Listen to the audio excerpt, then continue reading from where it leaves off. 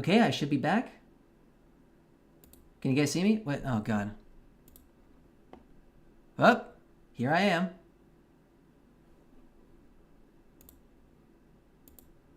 Still 720 for some fucking reason. What the fuck? No, we're not. Okay. This'll have to do. I'm sorry, guys. I can't do better than this.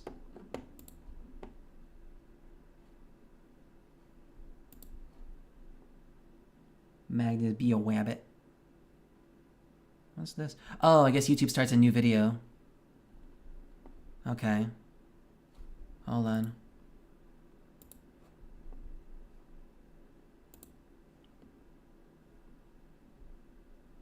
Yeah, here we go. Yep. Still streaming in crisp 1080 60. YouTube is the platform, man. I might just like become a main YouTube streamer. God damn. That seems to be the way of kings. Embarrassing, I know.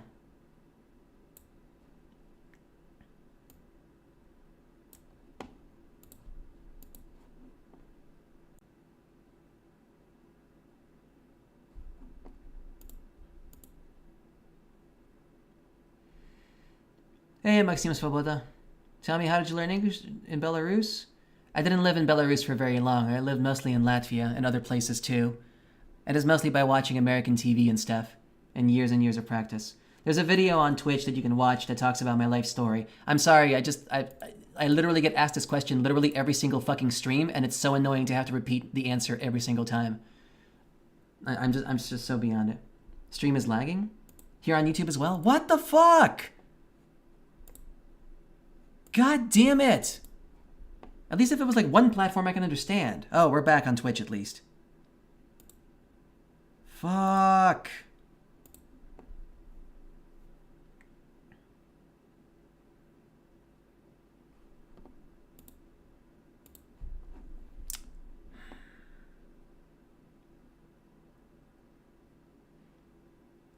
Evgeny's asking, do you ever use Russian in real life? Yes, I do. I speak lots of Russian with friends and stuff and colleagues. Yes, I do.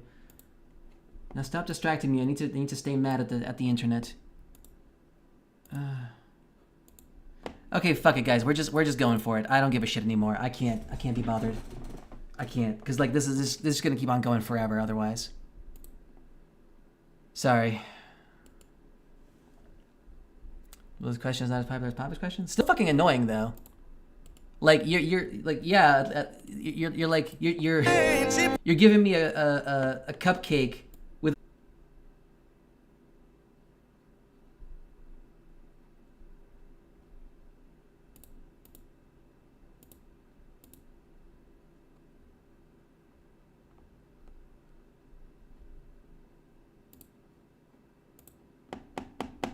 All right, let me.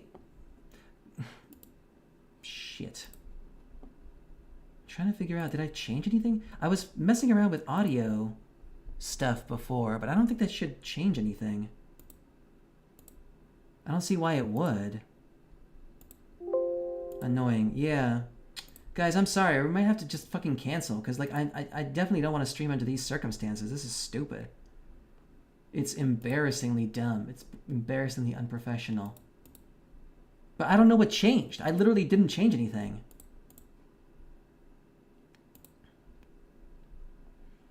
Evgeny Kot says, why don't you want to stream in Russian if you using him? 99% of your viewers are essentially... For the last fucking goddamn time, A, I feel much more comfortable streaming in English. It's my main fucking language. And B, I never asked anyone to be here, okay? Seriously. You guys just showed up and then expect me to change everything for you. I don't give a fuck. You can leave if you want. I'm sorry. I'm more comfortable doing this, okay? I will call my brother-in-law. He's an electrician in Latvia. Don't agree, my friend, guys. Watch video about speak stream in English, yeah. Your head's getting redder. That's really clever. I'm trying to figure out...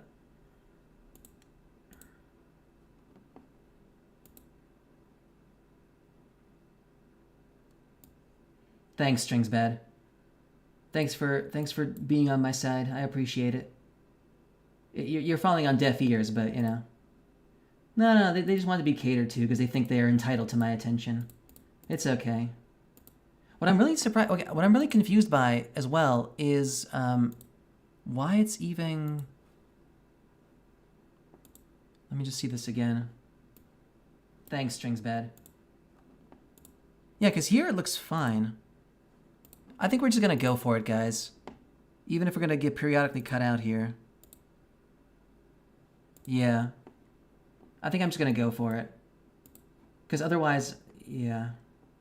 Hey, Reverse. Nice to see you. Yeah, Name That List is finally back, but unfortunately we're experiencing some awful connection problems, which is causing Twitch to get cut off once in a while. And also, for some reason, only streaming in 720p. Have you heard anything on Twitch, maybe? Like, is anyone else complaining about bad...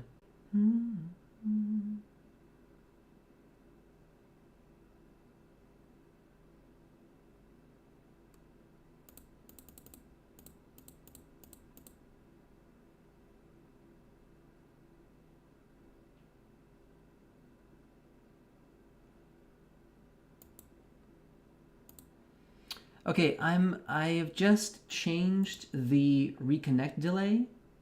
So now it's going to like try to reconnect immediately after cutting out. So hopefully the delays will be much shorter. That's probably not going to make a huge difference, but it's the best I can do under these circumstances. So I guess just watch the YouTube one, I guess. Damn, that really sucks. And here I was like worrying about fucking audio issues. Fuck, I don't know why, but this really pisses me off, man. I really hate these kinds of technical, like especially like I just started, you know, I tested everything, it seemed fine, and then as soon as I start, now everything goes to shit, you know, and like I had big plans and now they're all ruined. And fuck me, man. But okay, fine. We're gonna try our best. Yeah, let's just try to enjoy ourselves to the best of our ability. Fuck. On YouTube, it's also going to be bad because like the questions are going to be on a timer, right? So like you literally won't be able to answer the questions properly. I have a question. When you started streaming, did you understand how to do it and what devices to use? No, I had a friend. He used to stream on Twitch as well. His name is Beard EQ Power. That's his Twitch handle, and he actually like introduced me. He got me into Streamlabs and showed me the basics and like sort of set me up, as it were. And then I sort of took it from there. He kind of like helped me with the first couple of streams. But for the most part, I kind of learned by myself. I just like watch YouTube videos and, you know, figure it out more or less. And I probably could like set things up better, but I definitely would love to get like an expert in here just to like set my shit up. Because I have a strange feeling that like I didn't optimize everything properly, which is why I'm having, you know, these quality issues. I have this strange feeling that somebody just needs to come in here and like, oh, you actually are supposed to put it like this, and the output's like that, and the, you know, here's your resolution problems. That's why your shit's lagging all the time, you know? Like, I don't know. I get that feeling sometimes. But I don't know how to fix it, because I don't know, you know, what the problem is. Okay, let's leave it alone. If we disconnect, whatever. It seems like it reconnects pretty quickly, so we'll just leave it there. Enough delays. I'm sorry for complaining so much. It just really pisses me off. I'm gonna try to keep my cool. I'm gonna try to... The other thing I wanted to ask. So, hey, Strix Bad. I specifically waited until we came back to Twitch. So you're asking me if haters ruin the stream. I mean, they did kind of piss me off a little bit at the beginning, but now I'm just like, it's fine, whatever. And besides, I'm pretty used to, you know...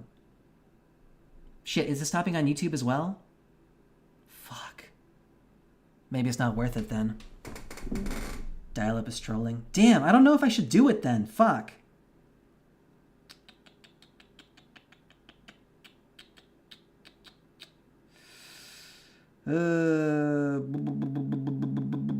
Fuck, I don't know, guys. What do you think? Should we just press on? Despite the... Because I worked really hard on this episode, and like I really want to show it off, but I don't know.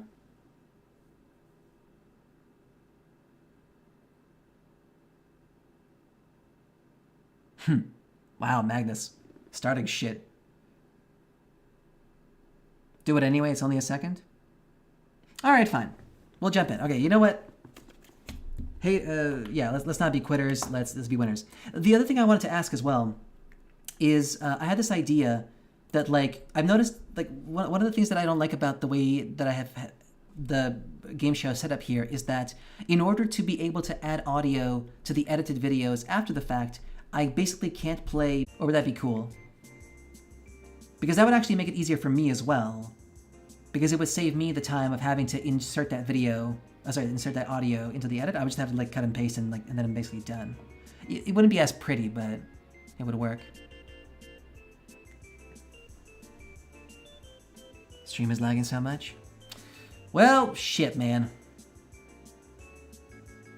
We're just gonna have to power through.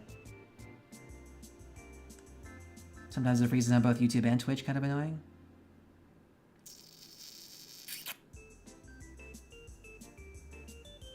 Okay, in that case, if it's also lagging and shit, then this is gonna be annoying if the music is playing. Then we're not gonna do the music today.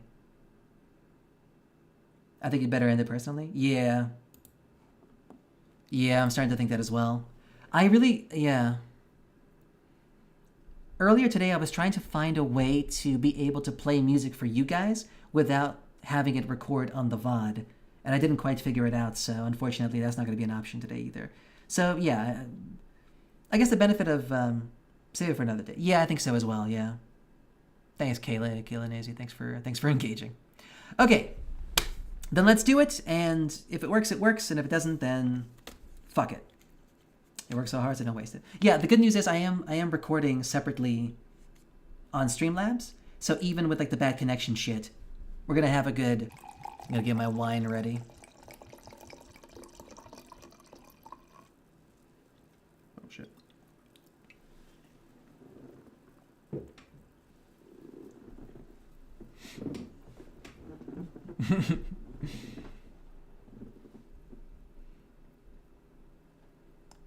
Oh, hi. Didn't notice you there. It's me, generic white guy with €7 wine. Smells like the supermarket. Anyway, speaking of things that Anyway, how is your sex life?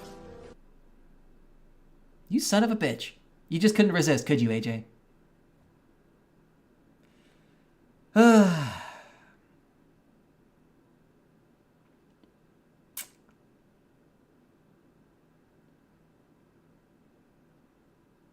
That's fine. Okay, we can make it work. Is it dry wine? No, it's a super cheap sweet wine.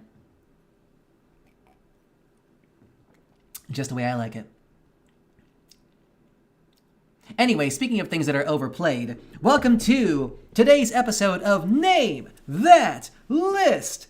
The game show that I made up is a little trivia game show, and it looks like this. Yeah, Name That List. And today is episode 15, Seen It All Before. This is an episode... This fucking guy.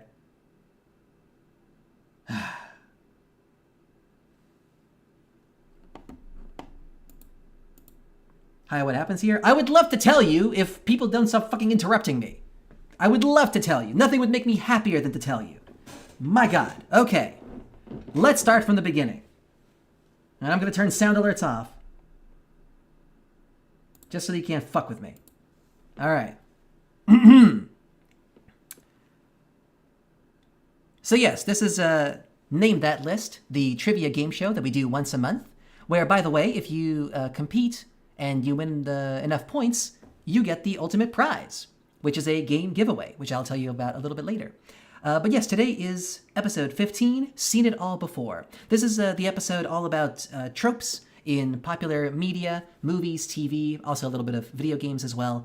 And also about like remakes and stuff and things like that. So, things we've seen all before, things that we are all very familiar with. If you have watched a movie or a TV show or played a video game, chances are you're going to do pretty well in this show. That's how it is. And for those of you watching in the YouTubes, see if you can keep up with chat. Chat will be competing for the prize today, but of course you can join us next month or whenever the next episode will air. Check it out in the Discord server. Okay, let's jump in. So on this episode, we have 2 parts. For those wondering, this is going to take about like an hour, maybe an hour and a half, if we like take our time and, kind of dive into that shit. Well, I can't help that one, unfortunately. You will check on Twitch chat? No. YouTube chat can compete as well. YouTube chat can compete as well. I'll keep everybody involved. And by the way, just in case you were wondering what the prize is going to be, I will show you once again. Do you have Discord? I do, yes. Just a second. Boom. There you go. But yes, what are we competing for today? I have one last game giveaway for this game right here, Mad Shot. Has a fun little, it's like, what's his face? Darkest Dungeon meets Dead Cells.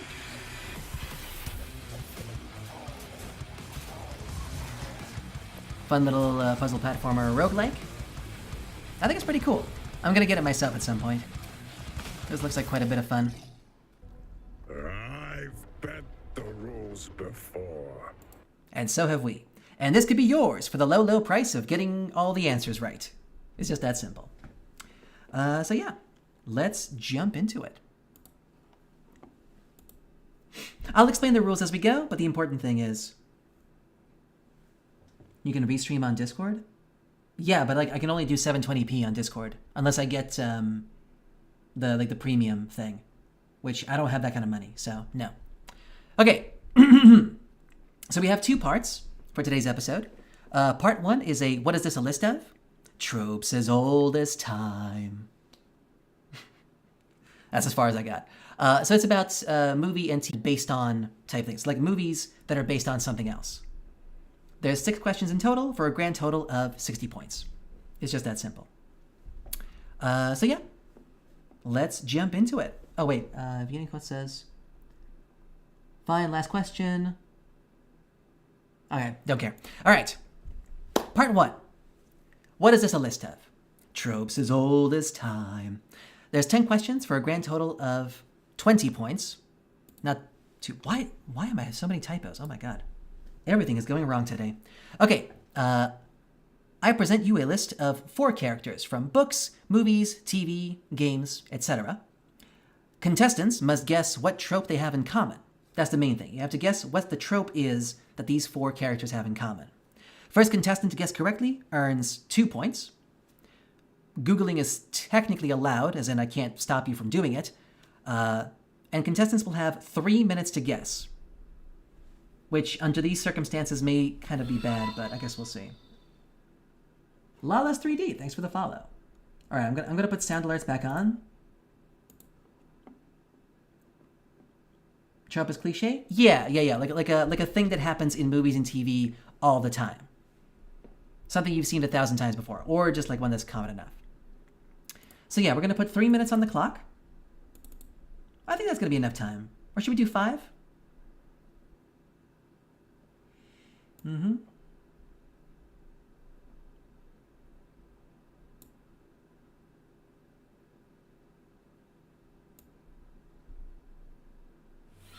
Hey, Clan is here. Welcome to back, Clan. Are we back? We're back. Okay. And Jiga, thanks for the follow. And Lawless, thanks for the follow as well. Sorry guys, we're having some connection issues, so it looks like the YouTube stream is more consistent, so you might want to switch over to YouTube for the moment, but yeah. It's really, really weird. Okay. Everybody ready? Is everybody clear on the rules? Oh shit, I'm getting attention on YouTube chat. Yeah, I think some people are pretending to be offended by your jokes. They're playing the victim card. How much of a pussy do you have to be to play the victim card on the internet? What the fuck? It's fucking little babies. All right. Everything good? All right, cool. Then let's play. Starting with question 1. Grace Stewart from The Others. Malcolm Crowe from The Sixth Sense. Ruth Handler from The Barbie Movie. And Victoria Sindri from One Piece. What do all these characters have in common? The timer has started. There you go. Clan immediately gets it. Not even, yep. Starting off very easy with seconds to go. Just a second, let me just write that down. Clan gets the points for this one. I feel like Twitch is at a bit of an advantage because I'm pretty sure the delay on Twitch is shorter than the one on YouTube, but I can't help that. That's the internet. But yeah, that is correct. That is right. These are all people, these are all characters who were dead the whole time. In the case of Grace Stewart and Malcolm Crowe, I think that's pretty obvious. But yeah, Ruth Handler was also like the spirit of the lady who invented Barbie. Who in the movie was just like this ghost that was hanging out in the main building. And Victoria Sindri is a character from One Piece, my favorite anime. When we first meet her, like the main protagonists don't realize that she's a zombie, even though it's super obvious. But yeah. Come on, Barbie, let's go party. Oh, yeah. But yeah, we're starting off super easy. It's going to get progressively harder as we move on. This person may be dead? Yeah. I'm right. You sure are. But yeah, starting off super easy. Let me just restart the timer. There we go. Okay. Question 2. Thomas Riker from Star Trek The Next Generation. Space Beth from Rick and Morty. Lemon Grab 2 from Adventure Time. And Boba Fett from Star Wars The Empire Strikes Back. What is this a list of? Clones. You know what? I'll take it. I was wondering, I was thinking in my head if I wanted to be more specific, but I'm gonna... Yeah. I'll take it. You know what? I'll take it. String's bad. Immediately get it. Didn't even need to start the timer. Already get it. But decided to kind of do their own thing afterwards. With the sort of possible exception of Lemon Grab, because he's still kind of stuck with Lemon Grab 1. But, yeah. You win this question? You do, yeah, you get 2 points, Strings Bad. Right now you are tying the lead with Clan. So good job on that. I like all these characters, they're cool. And most of them were cloned by, well, Boba Fett was not cloned by accident per se, but he was unintentionally kind of like made the son of Jango Fett. Okay, next question. Question 3. Question 3. Hank Schrader from Breaking Bad, John Hardigan from Sin City, Old Cap from South Park, and Tony from Bacano. What is this a list of?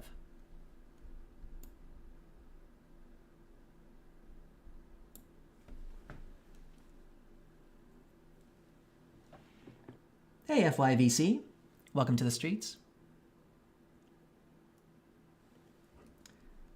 OG says cops that died in the end. No, doesn't count. No. You're on the right track, but no, not all of them are cops. By the way, welcome to the stream, OG. They were betrayed by the main characters? Nope, not either. But you're in the ballpark. They don't like drugs. I don't know if that's true for all of them, to be honest with you. No. That's not what I'm going for either.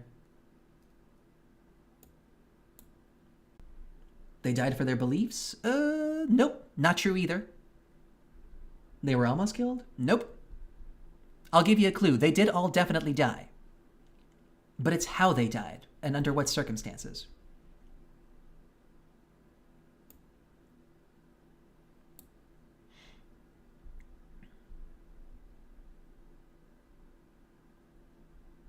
Executed? Nope. Not all of them were executed. All killed themselves? Nope. Killed by a bullet in the head? Nope. Think less about the method and more about... Okay, one last clue. It's a certain point in their life, let's just say.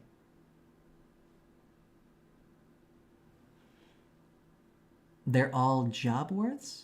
You mean like workaholics? I don't know if that's exactly true, Clanezi. Good guess, but no. Buried in the desert? No. Okay, OG gets it. I'll take that. OG gets it. Yep, there we go. I think that last clue kind of gave it away. OG gets the points right there. Yeah. All right, you finally got my clues. Ladies and gentlemen, this is a list of characters who died just before retirement. Just a little bit before retirement. They were just about to retire, but god damn it, something had to happen and take their life away. So, this is a trope that is ubiquitous in cop shows and cop movies all over the place. The old retired, he was perfectly fine continuing to be a cop, Hank Schrader. But then when Walter White was revealed to be the drug kingpin that he was, Hank Schrader was basically forced into retirement because of his association, because he was too close to the source. And then, of course, he gets caught up in the drug scandal and gets shot. And a similar thing happens with John Hardigan as well, where he goes a little bit too hard in trying to find the serial killer in Sin City, and basically gets forced into retirement, but then disobeys the retirement essentially, and goes kind of on a rampaging hunt, I guess you could say, and dies in the end. Old Cap is the character from season 7, episode 17, I think, of South Park. I think that's correct. Or season 17. I apologize. It's the Black Friday one. He's the security guard at the mall who apparently survived one of the other Black Fridays. It's basically like a parody of Game of Thrones. But yeah, he's like one of the old grizzled veterans from Black Friday's past, and then he gets trampled on by passerbys. And Tony is a train conductor from the little anime Bakano that I am a big fan of. He literally announces his retirement and then gets massacred with a knife 30 seconds later. It's insane. Why is he Old Cap and he's not wearing one? I think it's short for Old Captain. I think that's what it is. Funny episode, seen it? Yeah. That's what's up. Yeah. So yeah, there you go. 2 points for OG. Good job, OG. You're on the board. It's a neck and neck race over here. There's 10 questions in total in this part, so 20 points up for grabs. All right, let's move on. Can I speak Russian? Yeah, the idea. I don't want to go off topic, but I saw an anime you might like on Netflix. Leave it for the end, Klenezi, please. I don't want to do too many stun locks and tangents. All right, let's go. Question 4. Prince Hans from Frozen, Mysterio from Spider-Man Far From Home, Bertolt Hoover from Attack on Titan, and Ash from Alien. What is this a list of? And I'll put the timer on, but I'm pretty sure you're not going to need it.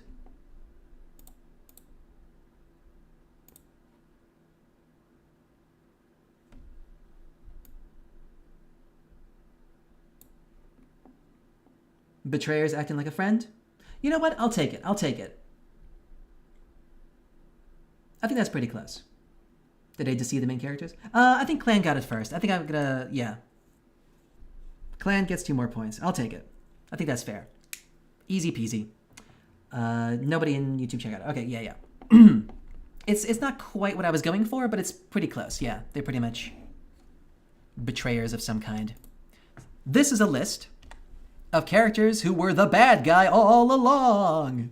Yeah, so with Prince Hans, Mysterio, and, well, I mean, with these two, it's like they were the main villain of those particular movies, revealed halfway through the film. In the case of Ash, if I'm not mistaken, he was more like a mercenary who turns out was planted there into the team to spy on behalf of Weyland Yutani. I've actually never seen the movie, so I'm just going off the synopsis. And in the case of Bertolt Hoover, when 2 of them reform afterwards, Annie and Reiner, he's the only one who never actually reforms. He actually just gets eaten, and that's it. So, yeah. Now I know how Rey Mysterio looks without a mask. Yeah, I actually, I was really surprised they got Jake Gyllenhaal for the part, but it kind of works. Not the Mysterio that I thought in my head, but it kind of works. But yeah, baddies. That's what's going on. All right, so that's 2 points for Clan. Ku Klux Klan, you're up ahead by 4 points. Next question. Question 5. Elizabeth Swann from Pirates of the Caribbean, Dead Man's Chest. Sorry, just a second. There we go. Wait, yeah. Fa Mulan from Mulan, Mizu from Blue Eye Samurai, and Princess Zelda from The Legend of Zelda Ocarina of Time. What is this a list of?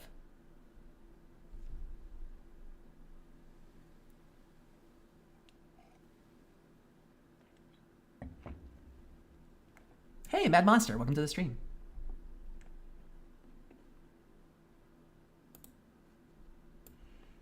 Mad Monster immediately gets it. Fantastic. Jumping right 8. Their boys died? Nope. Mad Monster gets it. Disguised as a man. Exactly. I think it counts. She was like kind of going back and forth. Let's get down to business. But yeah, in the case of Fa Mulan and Mizu, it's like their main thing. That's like the whole point. Blue Eye Samurai, if you're not familiar, is a very new Netflix show. It came out like, I want to say, just a couple of months ago. It's pretty good. It's 3D animated. It's a Western production, but it's set in Edo period Japan. And it's about Mizu, who is this lady who was born of a sort of a forbidden, forceful relationship between a white man and a Japanese woman. So she's ostensibly Japanese, but she has blue eyes, which the Japanese are like racist against. So she's it's a lot of like prejudice stuff going on. And I've actually never played Legend of Zelda Ocarina of Time, but it's pretty well known that this is the one in which we are introduced to the character Sheik, who is the alter ego of Princess Zelda, that she uses to kind of help out Link in his adventures. So, yeah. So there you go. But yeah, check out Blue Eye Samurai. You might like it. It's pretty good. I think so. I think it's pretty good.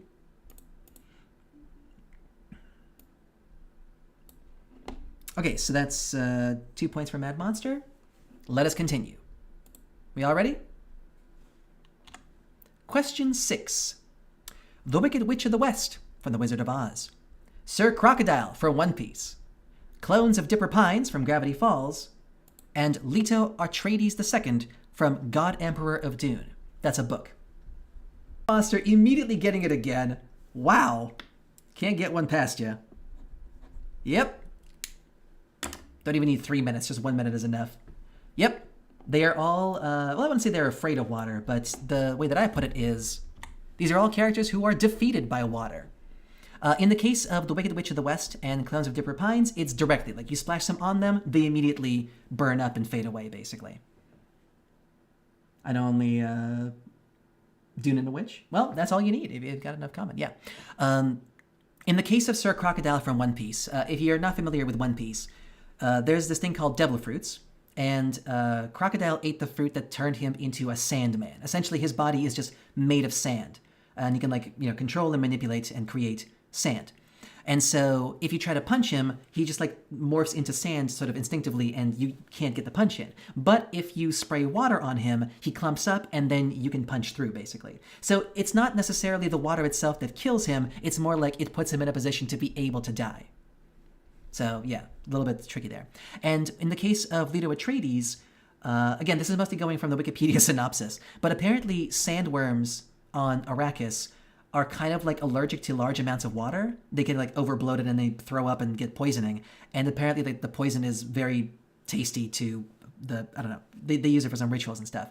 And Leto Atreides, who is the son of Paul Atreides, at some point like fused himself to become part sandworm for some reason. And so basically he has the same weakness, that if he drinks too much water, as I understand it, he would die.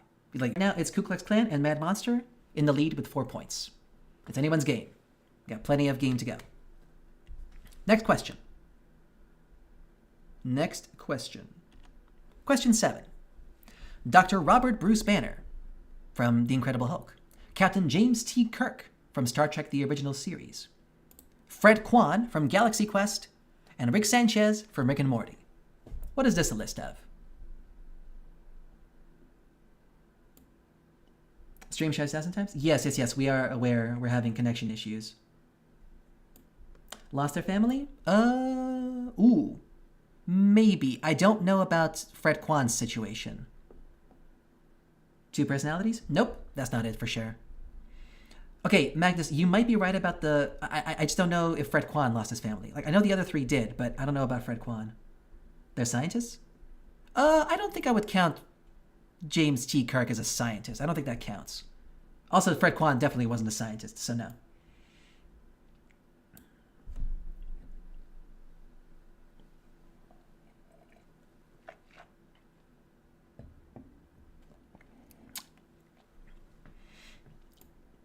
Something about their fathers, maybe? No. Americans. Well, I don't think... No, James T. Kirk doesn't count as American. He's part of the United Earth Federation.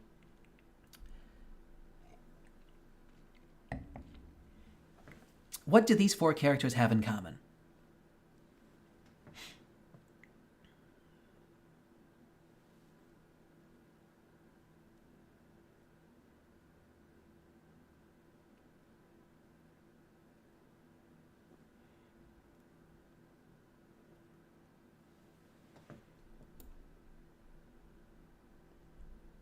They was green at some point? I understand why you might say that, but no. I'm pretty sure Kirk was never green, and neither was Fred Kwan. They're all inventors?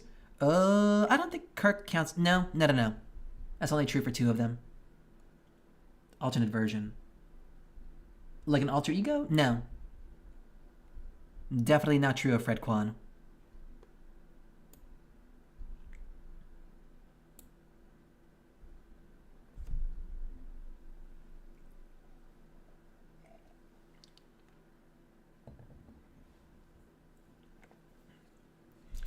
Ten seconds left. Just throw out random guesses at this point. 5, 4, 3, 2, 1. Oh, unfortunate. Ooh, you hate to see it, folks. They're all men. Really? No. Now, some of these are pretty obvious. Like Rick Sanchez, we've seen him do all kinds of weird, alien, freaky stuff. James T. Kirk, obviously, famous for smooching on all kinds of ladies. Although, actually, in the original series, he's only confirmed to ever sleep with, I believe, 4 women or 5 women, only 2 of whom are aliens. Those confirmed relations, like on screen. Maybe he did some stuff off screen, but on screen he only had relations with 2 ladies who are alien ladies. So there you go. Bruce Banner, he was actually married 3 times. And his first wife was Betty Ross. His second and third wife were aliens. And of course, they, bumped uglies, so that's fun. And Fred Kwan, if you don't know about Galaxy Quest, it's a really, really great film. It's a film about these like TV show actors who used to star in this Star Trek style show, and then some aliens from outer space, mistaking their TV show for real life, basically come over and they have like shenanigans where they basically like pretend to be the TV versions of themselves. And one of them gets the hots for Fred Kwan, and so they have freaky tentacle sex. It's pretty cool. And he seems to be very chill about it, so, there you go. The classic trope of having sex with an alien. We never know the answer it cut out? Oh, Jesus. Alcoholics? I'm pretty no, I don't think Bruce Banner was an alcoholic at any point. I don't know about Fred Kwan's alcohol situation. Well, nobody got it, so no points for you. Sorry. I keep the points. If I get the most points, then I get the... Okay, we're back. Hello, Twitch. I waited for you. I'll never leave you behind. Maybe I will. Who knows? Sorry, just a second. I'm gonna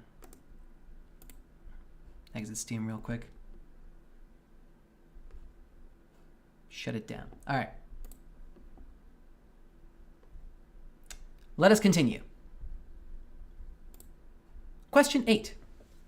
Charlotte Doppler from Dark, the Barkeep from Predestination, Zaphod Beeblebrox from The Hitchhiker's Guide to the Galaxy, the 1979 novel, not the movie, and Philip J. Fry from Futurama. What is this a list of? So again, keep in mind, while I'm showing you the picture of Zaphod Beeblebrox in the 2005 movie, I am referencing the character from the book specifically. Clan says kids or parents are kids. I think that's the closest one. Yeah, time travel is like a little bit too broad, so I'm gonna give it to Clan because he's on the right sort of idea. Yeah. I think that counts. Yeah, never smoked weed. Clan's the closest. My friends, these are all characters who are their own grandparent. I'm my own grandpa. Yeah. So, spoilers for all of these. There we go, we're back. Welcome back, Twitch chat. We missed you. So yeah, so these are all their own grandparents. I should have maybe probably made like a spoiler alert at the beginning of this episode. A lot of spoilers in this one. So in the case of Charlotte Doppler, should I even say it? But yeah, you are correct that in all of these 4 cases, it's time travel that causes these kind of situations. With Philip J. Fry, it's the main thing that makes him special. He goes back to 1941, I believe, or 1945, something like that, and does his own grandma. With Predestination, that's the entire point of the movie, so I'm not going to spoil it. In Zaphod Beeblebrox's case, it's referenced once in the novel, although it's not mentioned in the movie or the 1980s TV show. It's just kind of like, just kind of briefly mentioned that all of his ancestors are basically just like him at older parts of his life for whatever reason. It's really weird. And in Charlotte Doppler's case, it's also a little bit kind of spoilery, but essentially they're all part of a weird time loop. So yeah, it's a whole thing. Beeblebrox. By the way, can I just say one thing? I'm going to go off on a bit of a tangent here. Sorry. I just need to show you this because this is so freaking weird. Hold on. I just need to show you. So we might have... so Hitchhiker's Guide to the Galaxy is a really great novel series. I actually read the entire series as a kid. It was required reading in my high school. And aside from the movie, there was also 3 arms and 2 heads.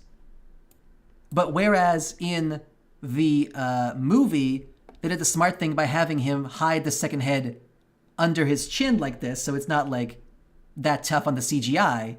In the TV show, they were just like, let's just make a paper mache kind of approximate head of this guy's head and just slap it on his shoulder. We're done. That's it. We're good. It's all good. Which, it's a strategy. It's a strategy. Well, there we go. Okay. Let us restart here. So that was 2 points for clan. All right, cool. Let us continue the game. 2 questions left here in part 1. Let's continue. Question 9. Alfred Borden from The Prestige. Jake Hayes from Bad Company. Helen Brand from Knives Out, Glass Onion. And Jeremiah Valeska from Gotham. What is this a list of?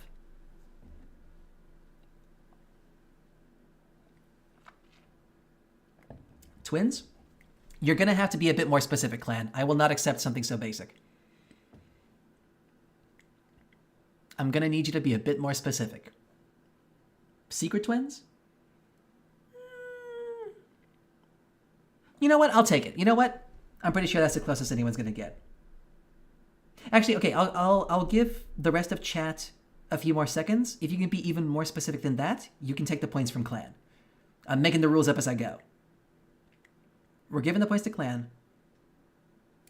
Identical twin brother by the same actor? Well, that's how they usually do it in the movies. Yeah, they usually just have the actor play this two roles, yeah.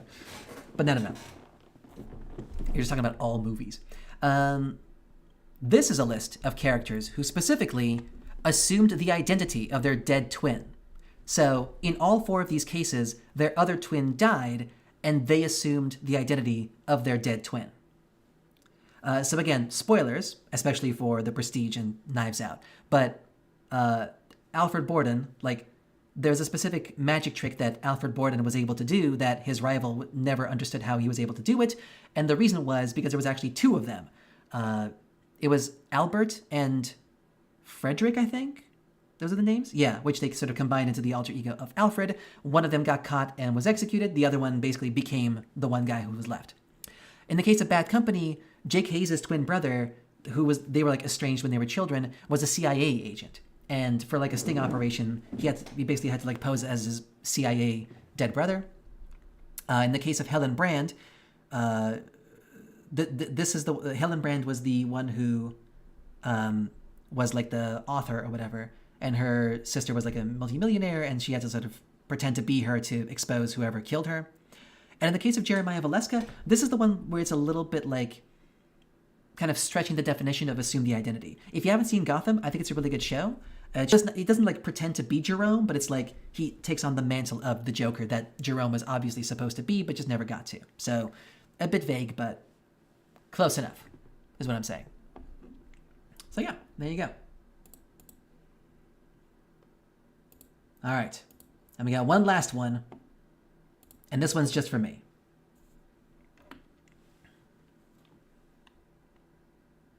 Who get it? Skip because of F. Damn, that sucks. Clan got it. Yeah. Oh. No, Clan got it. Yeah, Clan got the points. Because he got it the closest to correct, and then I was like, if somebody can get more specific, then... Because, Mad Monster, the reason I don't consider your answer correct is because not all of them did it for a scheme. In the case of Jack Hayes, he was kind of forced by the CIA to pretend to be his brother. It wasn't like a scheme he was doing. So, yeah. And also with Jeremiah Valeska, it wasn't like a scheme. It was more just like he sincerely became the Joker. So that's why I'm saying that it doesn't quite fit. That's fair, right? I hope that's fair. Okay. Okay. Last question, everybody. Last question. For part 1. There's going to be a part 2 afterwards. Everybody ready? Just as Gods Among Us 2013 and Portgas D. Ace from One Piece. What is this a list of?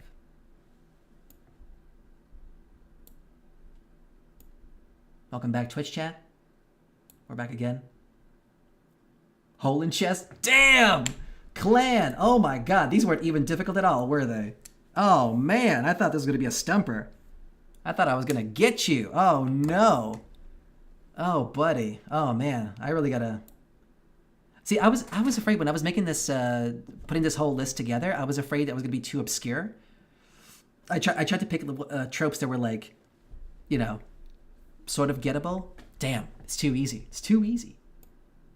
People be smart on this channel. They really do be smart. Yeah, they really do be. They really do be do. God damn. Just call me Scooby because I can't do this anymore. Congratulations, Clan. That's well done. But yes, this is a list of characters who get impaled through their chest. Yeah. In the case of Ares in God of War, he gets impaled by a giant sword. Hoban Washburn from Serenity, great movie by the way. In that one, they're like flying the ship, and then they sort of crash land on the planet, and then some debris from one of the other like ships goes through the ship and just impales him at the last second. It's super tragic. In Injustice Gods Among Us, this is the one where it's sort of like an alternate reality Earth, where the Joker for some reason starts like messing with Superman specifically, killing off all his loved ones, and then basically Superman snaps and punches him through the chest. And in the case of Portgas D. Ace, this is actually the reason why I started this whole, like, why I made this whole episode of the first. So, yeah. So there we go. Oh, did you miss the... Oh, you missed a spoiler. Amazing. Cool. Maybe I'll just cut it out. Who knows? Yeah, I'll just put like a red tape type of thing. Is YouTube chat even going? Is YouTube even playing, or did we get cut out completely?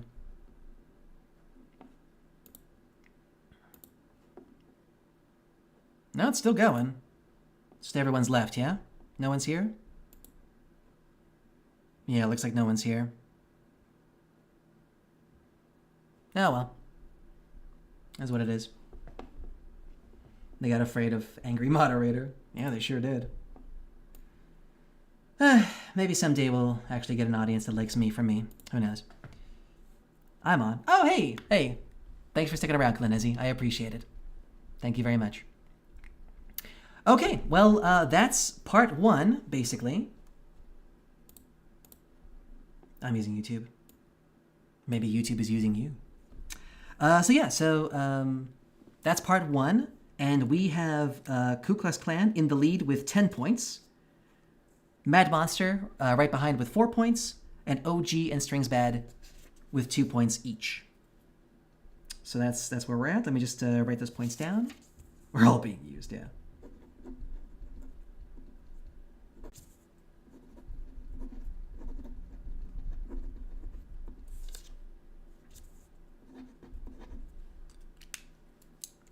Like this. Oh shit, we're out again? No, okay. Give me a moment, please. I need to set this up real quick. Hold on. Sorry, just stare at my beautiful face for a second. While I set this up, I need to...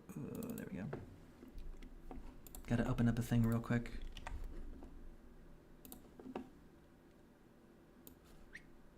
There we go. The name of this guy... Sounds very dangerous to say it on Twitch. Oh, who? Clan? It's alright. Spelt with a Q, so it's different enough. No, just referencing the Ku Klux Klan isn't, But yeah, I definitely, like, I am wary to give Klan compliments. It's like, thanks, Ku Klux Klan. Thanks for being here. I appreciate you being here, Ku Klux Klan. That's clip it and ship it, yeah. Just say QQ? Yeah. QQ Klan.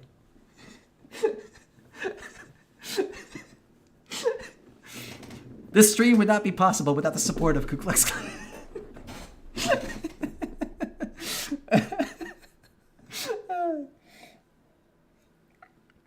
Clip it and ship it. Canceled. Canceled right there.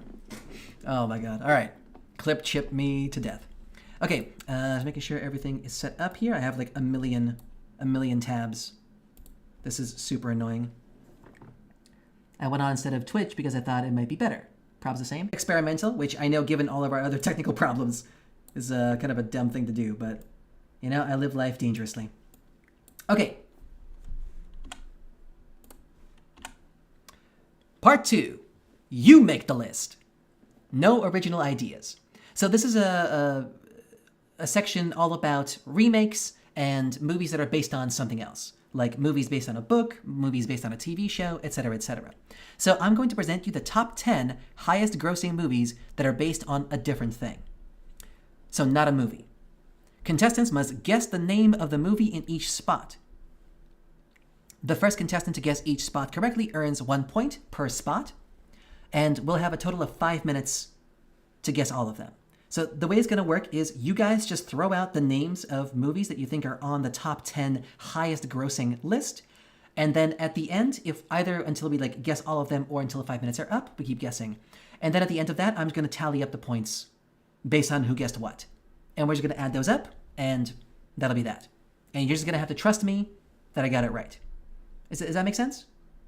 So there's technically 10 points up for grabs, but it's going to be divided amongst those who guess whatever. Does that make sense? And you can guess as many times as you want, but I'm going to always count the first correct guess, you know, per spot. Yeah? We're back. That was a quick one. Should I repeat the rules? I'm pretty sure I said all of them in that spot there. Let me know if I should repeat the rules. No, I'm not too complicated. I'll go play Mass Effect. Aw, man. But free game. You just have to guess movies, Mad Monster. I made it. Aw, man. Hey, Sozy is here. Hey, Sozy. Aw.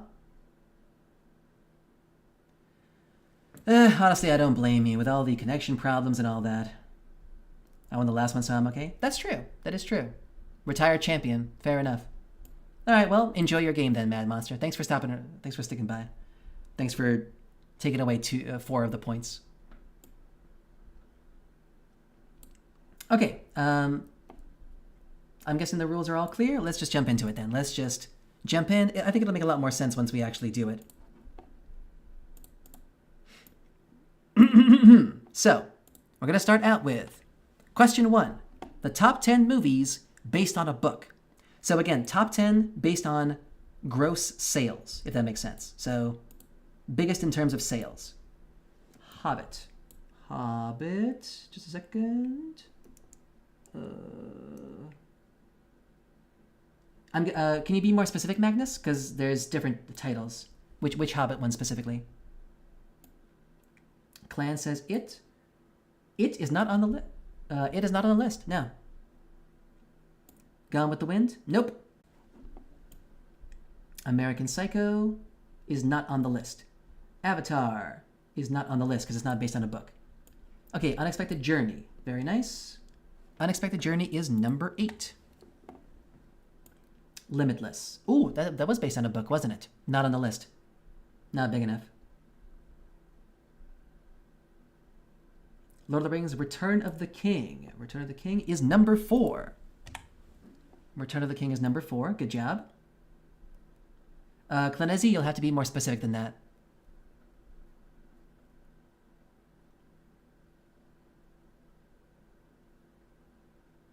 All right, let's see if I can put some of these points already. All right, Beggar.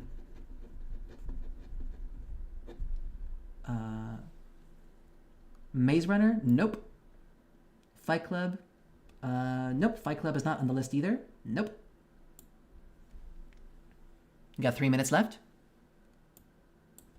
While I write these points down. So the journey. Oh, Magnus.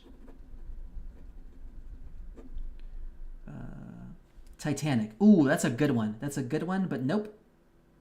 Wait, was Titanic based on a book? I don't think it was. Or maybe it was. Forrest Gump. Nope. Star Wars, no. Hunger Games.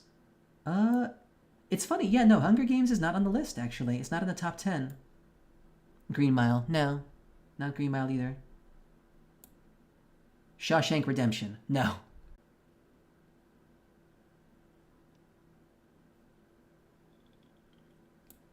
Two minutes left. All right, while you guys think of it, I'm going to keep adding points just so I don't forget. Yeah. Okay.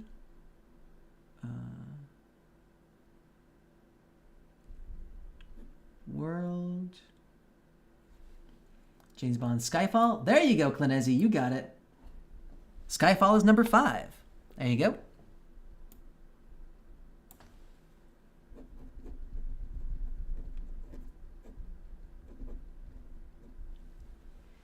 The Wizard of Oz. No, not on the list. You'd figure it would be, but no. It's not there.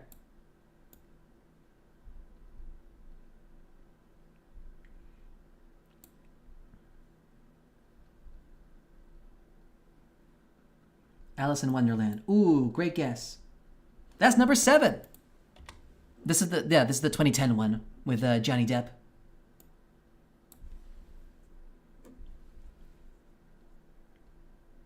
Top by box office. Yeah.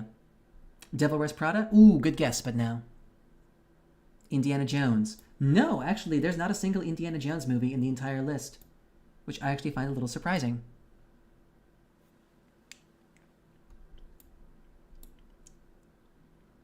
Eight, 7, 6, 5, 4, 3, 2, 1.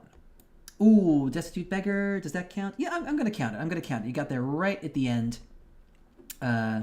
with Jurassic Park, which is number 6. Jurassic Park. There you go. Godfather? Nope. Not on the list. All right. Well, wait. Sorry, just a second. Yeah. All right, Beggar, good job. So Beggar got a total of 5 points. Magnus got 1 point, and Clanesi got 1 point. And you missed 3, so that adds up. Yes, the math checks out. Incredible. Morbius. Yeah, Morbius is number 0. It's the ultimate cash cow. It just keeps, yeah. It's Morbid time. God, I wish that would be hilarious. One Flew Over the Cuckoo's Nest. Yeah. All right, well, we missed 3 of them, so let's check out what the number 3, 9, and 10 are. So number 3 was Jurassic World Fallen Kingdom, the shitty sequel that I watched for some reason on Netflix. It's pretty bad. I don't know why it got so, I think it's just because it's dinosaurs. You know, it is what it is. Then at number 9, we have Harry Potter and the Sorcerer's Stone, the original. So if someone would have said Sorcerer's Stone, they would have gotten that one. Everything after Jurassic Park 3 is pure trash. I agree. Alan! Thankfully, I am recording on my own end, so I have, like, a thing. I have a proper continuous video on my side, anyway. Harry Potter and the Sorcerer's Bone. Ooh. But yeah, so good job, Beggar. You're coming up here. In fact, actually, you're currently... No. Clan has 10 points. Clan still has 10 points, so it's going to be the leader to beat for the moment. Okay, moving on. Let me just reset the timer here, make sure everything's good. Okay. So that was movies by books. I will come back. Well, yeah, let's see. There's 50 more points left for grabs, so it's definitely doable, for sure. Okay, question 2. Question 2. Top 10 movies based on a TV show. Go. Again, by gross sales. So how much money they made. internationally.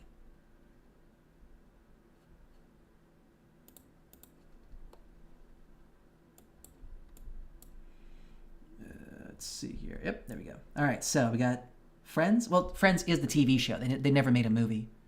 El Camino? No El Camino.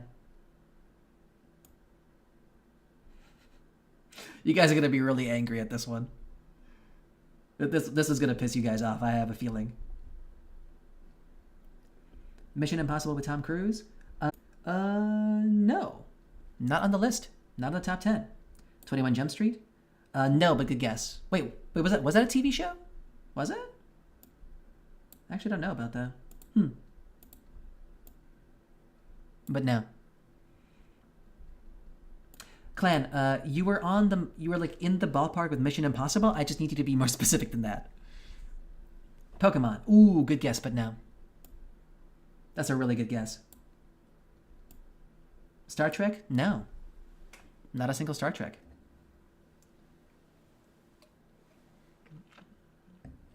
Mission Impossible 2?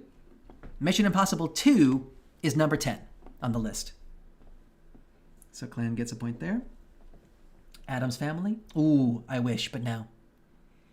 The Naked Gun. Oh, if only. No. No, Mission Impossible 6? Oh god, which is the sixth one? Clan, sorry, can you give me the subtitle?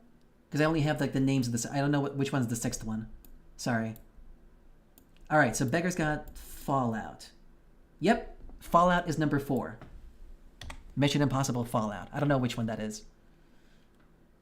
The Fugitive. Nope, not The Fugitive. Scooby-Doo. I wish. No. Sadly, no. Star Trek? Nope. Neither of the Star Treks. Brave and Bold Batman? Nope.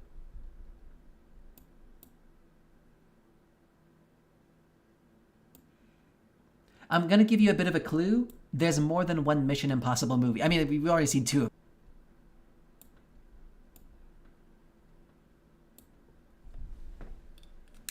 Gonna give myself some more wine. Also, I'll give you one other clue. There's one entire movie franchise none of you have mentioned yet. Alright, Ghost Protocol. Ghost Protocol is number 6. There you go, Magnus. Point for you. Sex and the City. Ooh, that's a great guess, but no. Oh man, that's a really good guess. But no, not on the list here. I didn't even think of Sex and the City. That is true, yeah.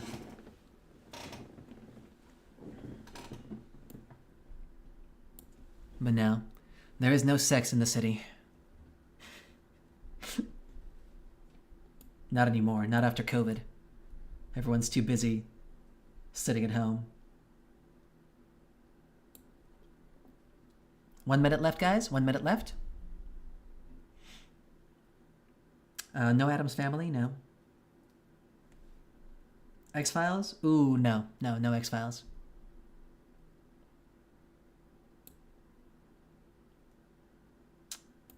Oh man, these are getting real tough. Twilight? No. Those would be based on books. I'm actually surprised that none of the Twilight movies made it to the previous list. Transformers. Okay, I'll give you the first one, because that's number 5. Yeah.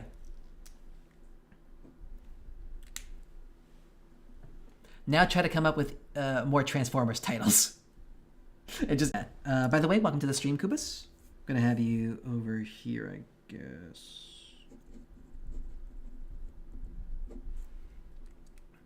Kubus, I will count it. Transformers: Revenge of the Fallen is number 3. Oh, and also Clan243. Thanks for the follow. Welcome to the stream. Hello. Borat, the Simpsons movies? No. I guess technically the Borat movie is... Well, it's not based on a TV show. It's based on a segment from a TV show. Because Borat used to be one of the characters that Sacha Baron Cohen used to do on the Ali G show. And then he spun off. So I guess that technically counts. Simpsons movie is a good guess, but it's not on the list here either. You guys are really going to hate this list. This is such a bad list, but it's the money. That's where the money's at. You ready for this? Are you ready for this? It's going to look so bad. Are you ready? It's awful. All right, I'll start at the bottom. Number 9 is Mission Impossible Dead Reckoning Part 1. In 8th place, we have Transformers The Last Night. In 7th place, we have Mission Impossible Rogue Nation. In 2nd place, we have Transformers Age of Extinction. And in the 1st place, we have Transformers Dark of the Moon. It's literally just Transformers and Mission Impossible. I just realized. There's only 2 franchises in this entire list. What the hell? This is awful. This is the worst. Yeah, that makes sense. I really wish it didn't, but here we are. Yep.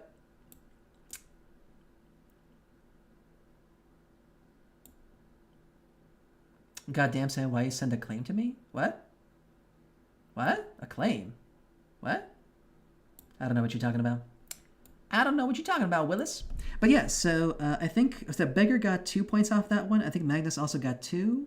Kubus got 1. Clan got 1. Clazy got 1. I think the math checks out. I was like paying attention. I was adding them in real time. So we should be up to speed here. Clan is in the lead with 11 points. Beggar is kind of close behind with 7 points. And everyone else is less than that. Man Monster has 4, but he's out of the game because he left. Everyone else has 2 or less. So you can still take it.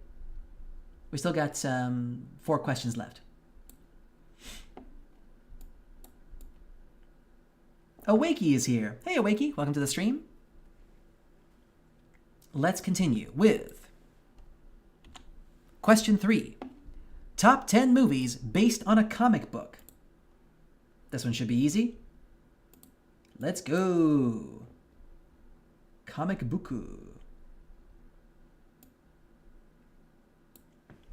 Get one less Luffy by himself, and I'm in the lead. Yeah.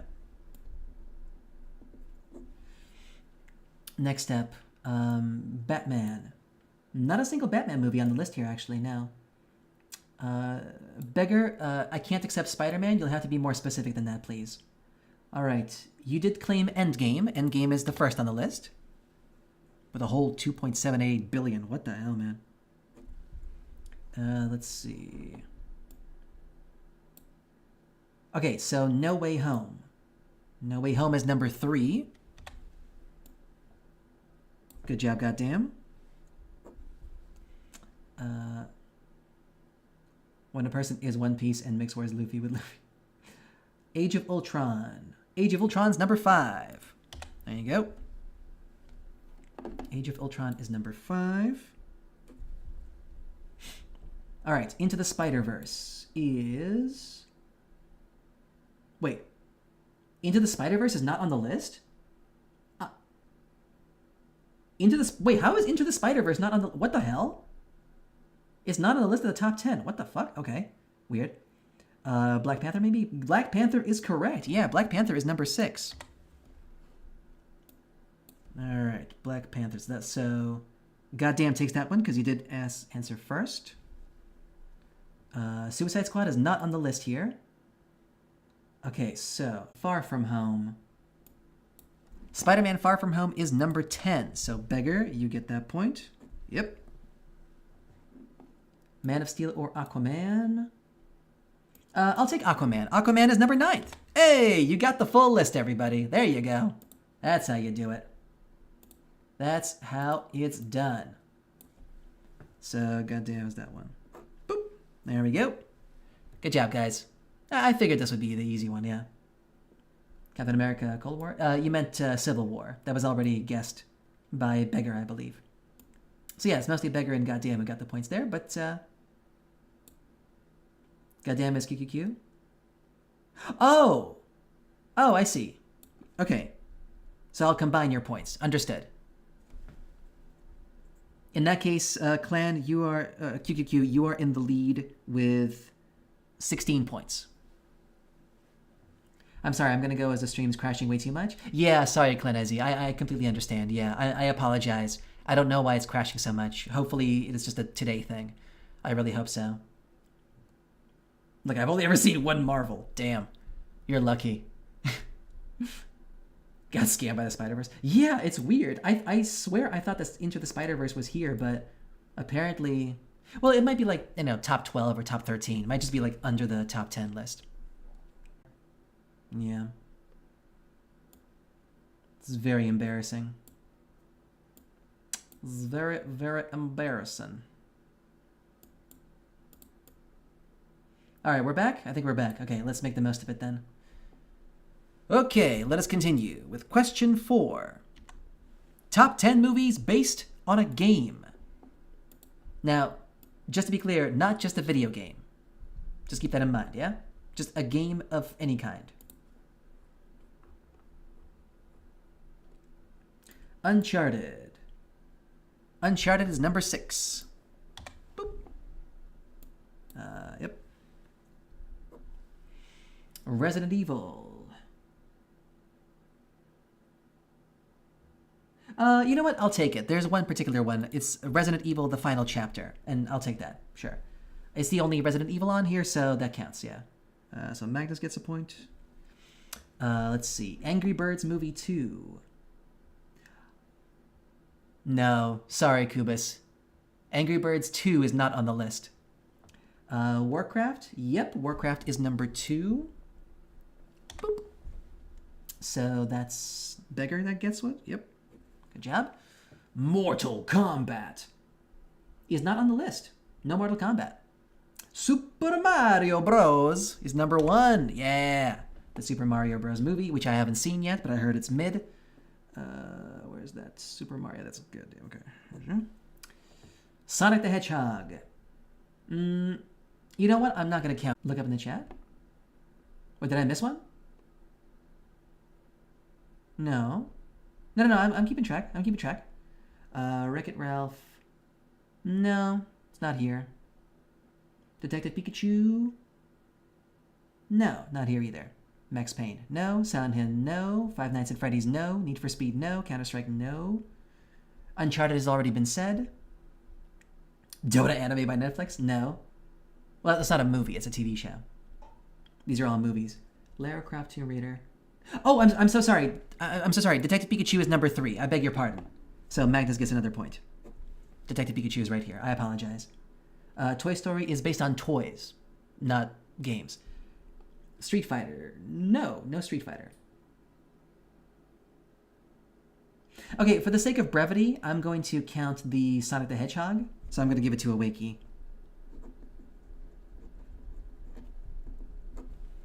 Because otherwise I'm getting a little too pedantic here.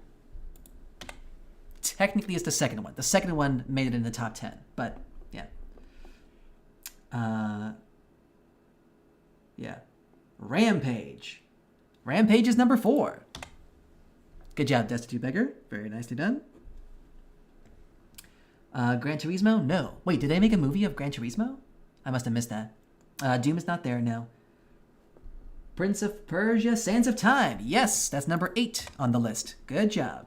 With Jake Gyllenhaal for some reason. Playing an Arabian prince. Final Fantasy. No, not here. Hey guys, welcome back. If I'm being generous with the Sonic thing, then I'm going to be generous with the Angry Birds as well. Because otherwise, that's just way too mean. The Angry Birds movie. Oh, damn. I was just about to give it to Kubus. Well, Beggar, you were more correct, so that counts. The Angry Birds movie was number 7. The Angry Birds movie 2 did not make the top 10 list. Sorry, goddamn, Beggar got there first. Sonic the Hedgehog 2? It's already been claimed. It's right here. Sorry, Beggar. Ratchet and Clank? Nope. I don't think anyone's gonna get number 10. It's kind of obscure in the grand scheme of things. It's kind of obscure. Clash-orama? I don't even know what that is. Clash-orama. That sounds decadent.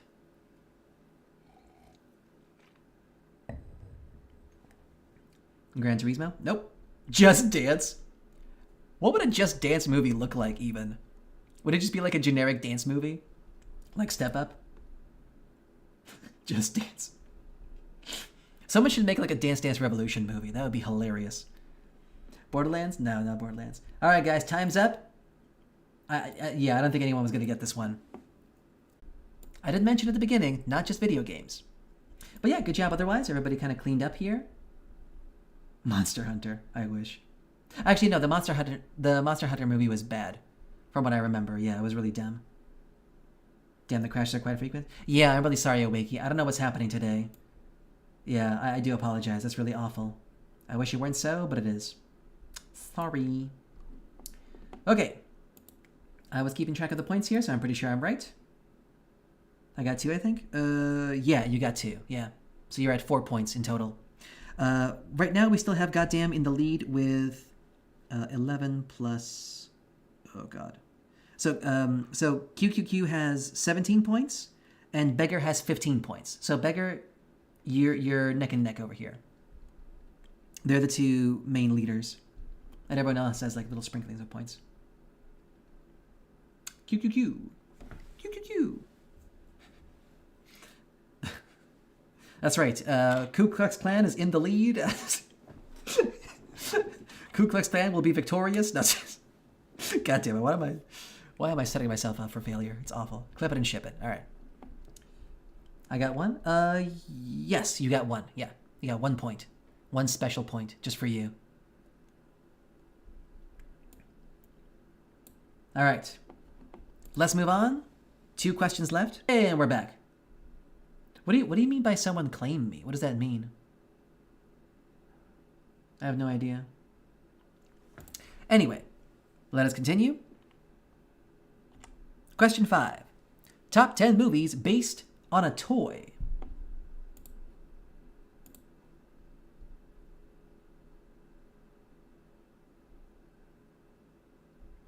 Toy Story. Now here's the thing. Toy Story is not on the list, and I think it's because it's not actually based on a specific toy. It's about toys, but it's not based on any one of those toys, if that makes sense.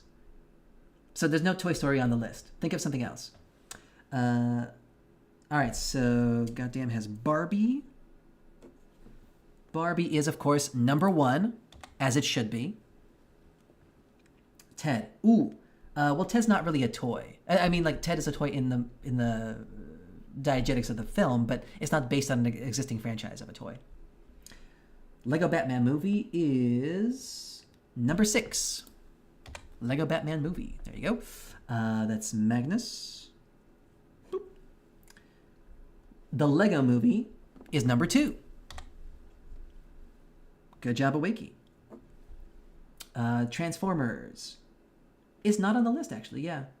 Interesting. They were toys. Interesting. Frozen. My Little Pony is not on the list. Lego Ninjago. Very nice. That's number 10.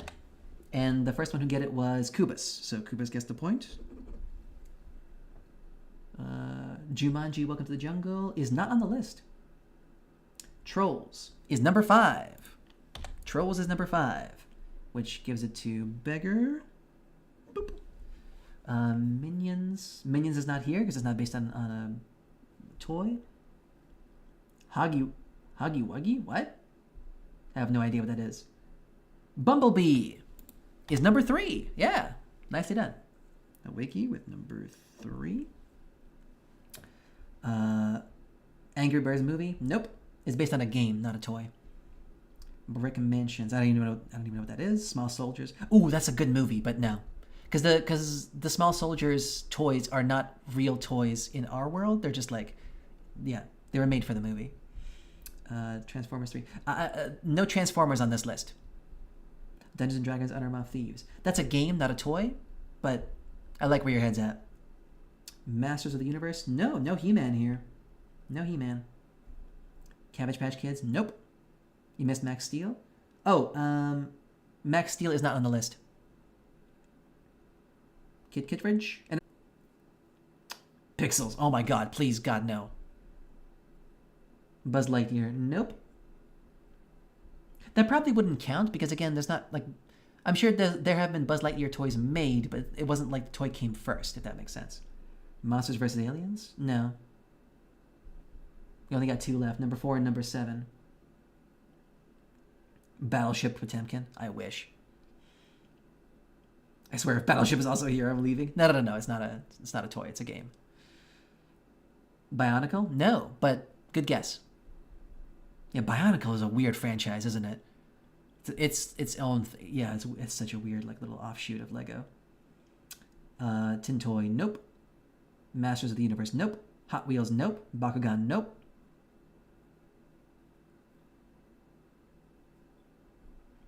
I'll give you a clue. It's a franchise we've mentioned before. Just not the correct subtitle, if that makes sense.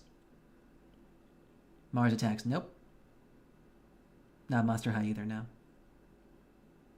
10. Mega Man? Nope. 7, 6, 5, 4, 3, 2, 1. Bam! Iron Man. Ooh, will I take that? No, sorry, goddamn, that was a bit too late. Time was already up. They were all pretty mid. Alright, guys. Last question. This one's for all the marbles. And I swear no one's gonna get this one. You might get like maybe 2 or 3 of these. This is gonna be the toughest one. Are you ready? Okay? I am giving you permission to Google this shit. I am giving you permission, because otherwise you're not gonna get this shit, okay? For those who are wondering, there's a specific website that I'm sourcing from, by the way. Oh god, where was it? There we go. I'll reference it later, but I'll show you the specific website that I'm sourcing from. So if you get like contrary information, then I do apologize, but that is how it is. Okay, here we go. Last question. Question 6. Top 10 movies based on real life events. Based on real life events. Let's go. Based on the meat space. Titanic. Would you believe it? It's not on the list. Titanic is not on the list. Can you believe it? Catch Me If You Can.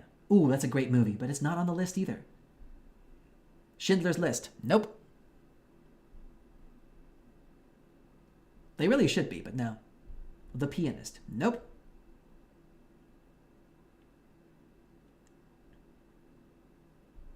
The Imitation Game. Nope. Here, you will understand once I reveal the answers. You'll understand why Titanic's not on here.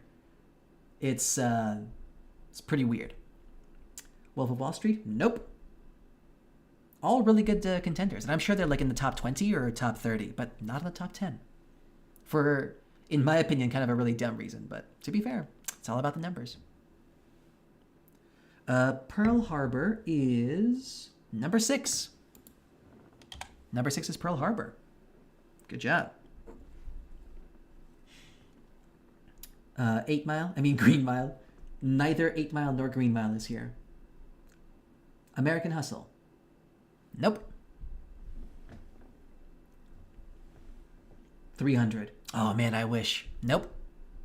Not on the list either. The Greatest Showman is number 8.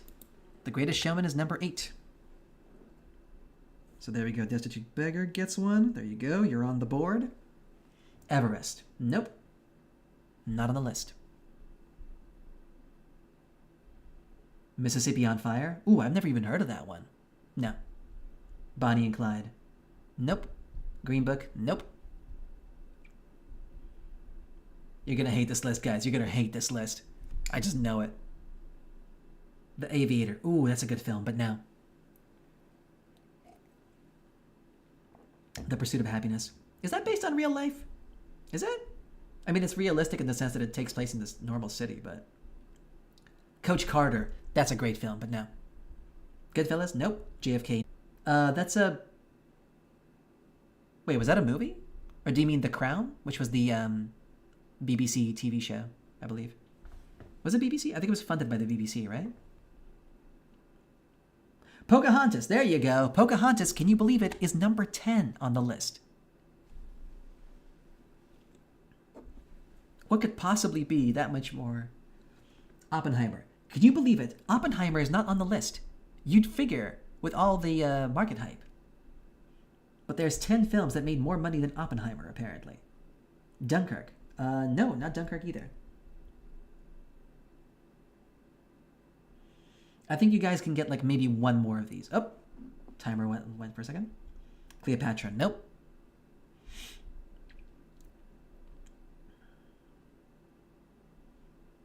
Air 2023, nope.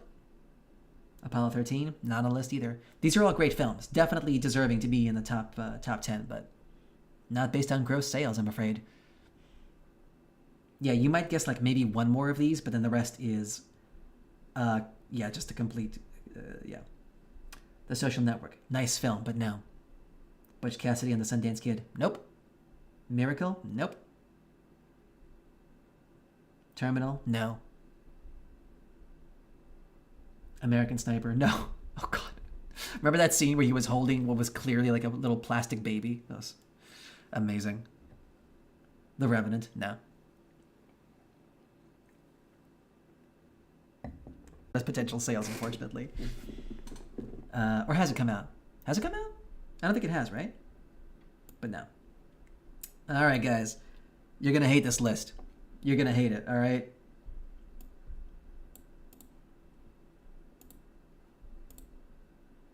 Just a second. You are going to hate this list. Are you ready for this? The Chainsaw? No, sorry, Elric.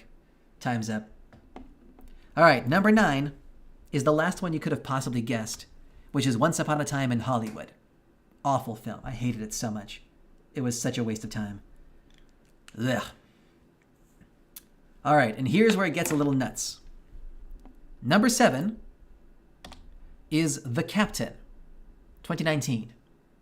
Now, if you don't know what this movie is, this is a Chinese film made by a Chinese production company based on, it's kind of like the Chinese Sully, if that makes sense. A very similar kind of situation happened in Chinese airspace as well, where a passenger plane, like a turbine went off and they crash landed. It was a whole thing. Number 5 is The 800, which is also a Chinese film about some sort of I think it was a Cold War battle, where some 800 soldiers defended at some Chinese spot. Number 4 is The movie's so nice they had to make it twice. No, I'm just kidding. It's a two-parter. So, yeah, I don't know if you know this, but China has a lot of people in it.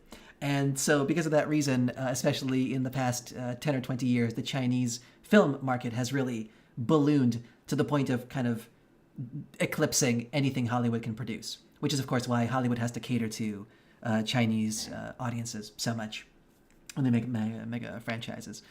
But yeah, nearly $1 billion.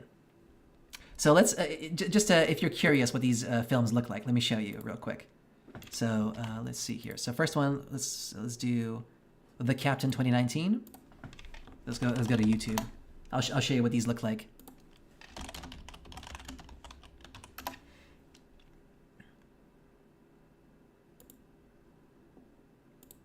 That's a clip. Well, it's not really a trailer. Hold on. Let's give the trailer. Yeah.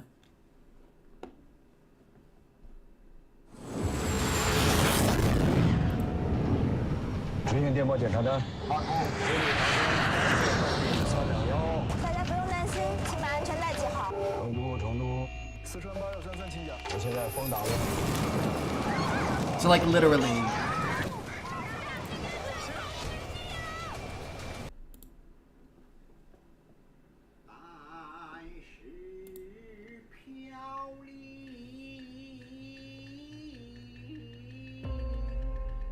It's about a puppet show. No.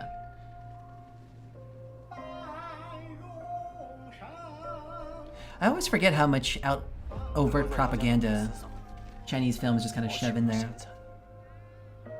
This one actually looks pretty well made, though, comparatively.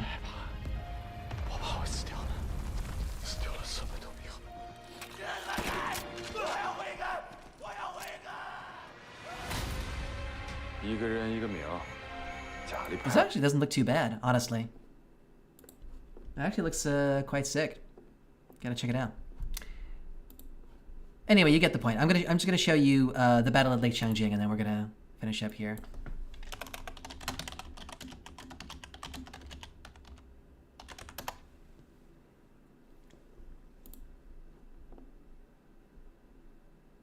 (1950). This one's set in 1950. Will be a fast war. I always love when Asian film studios hire American or like British actors, and they're clearly like the bottom of the like you know the cheapest ones they could find, and so their accents are always a little bit weird, and the way they pronounce things is kind of... Oh wow, it's literally just like Cold War, an actual Cold War skirmish, like yeah, Chinese versus Americans.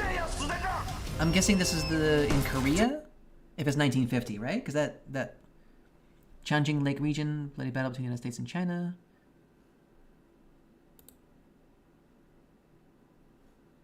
Yeah, Korean War. All right, there you go. That's what's up. But yeah, because of the enormity of the Chinese population, they have apparently cornered the real life events film market. So there you go.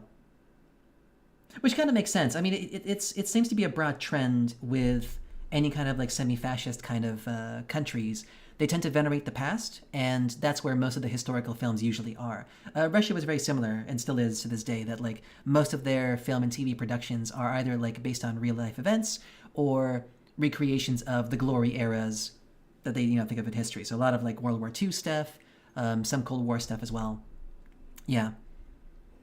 Fascist governments tend to look to the past a whole lot more. They're a lot less respectful of the imagination. They're not big fans of like, sci-fi and fantasy, so it makes sense.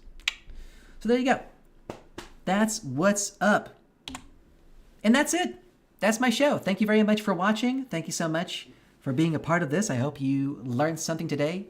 A little bit about tropes and media and how much the more things change, the more things stay the same. But hey, that's capitalism for you. That's perfect, Barb. Thank you very much. Bye-bye. I'm gonna sip my wine very deliberately.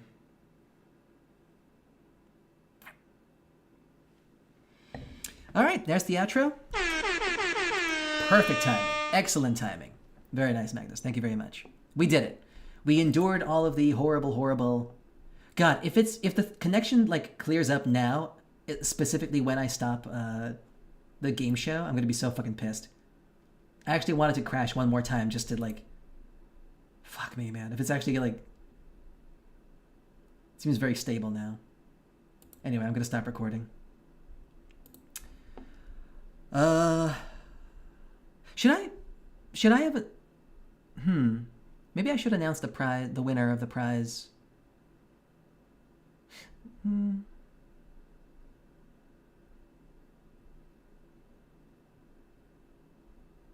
I won't do it for this one. Maybe for next one I will announce the winner.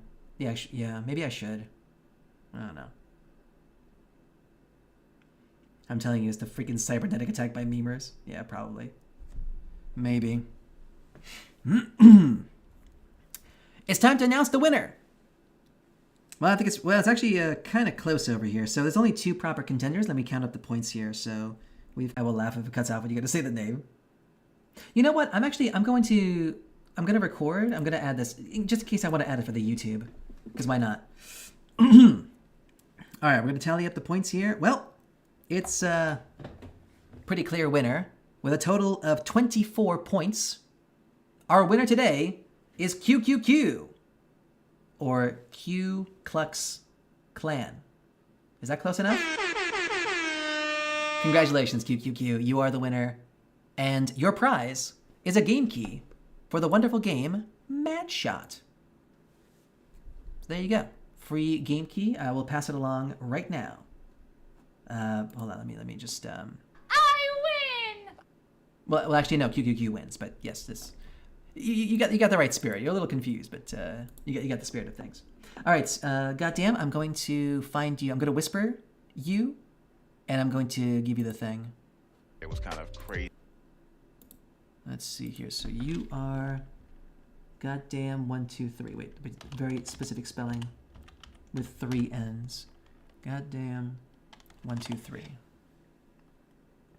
I think I got you. I said hello. Please just say hello back, just so I know it's you. I don't want to send this key off to the wrong goddamn. If you could just do it right now, I would appreciate it. So I don't have to worry about that. 5th graders would be proud. I know, right?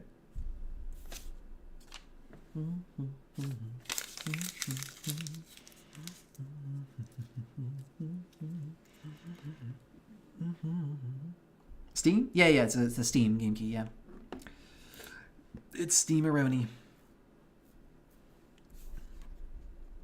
I should have probably asked if you actually have Steam. I just kind of assume everybody has Steam, but yeah, if you don't, that might be a problem.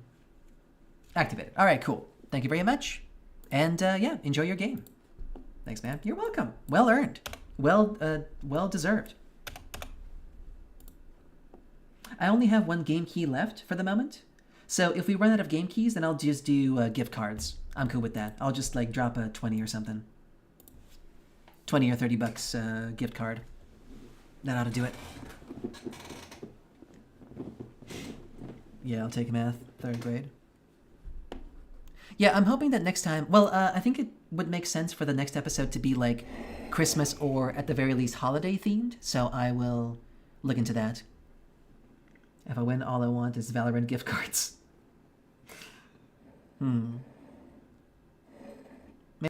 Is how it is. I swear to fucking Christ, the stream is now stable, isn't it? Of course, now that I'm not actually doing the fucking game show. I fucking knew it. I fucking knew it. Fucking trolley bastards. Holy shit, man. Ruining my fun. Let me guess, it's streaming in 1080p as well. No? It's still crashing? Okay, that's good. I mean, it's not good, but it's fair, I guess. It crashed like twice? Alright.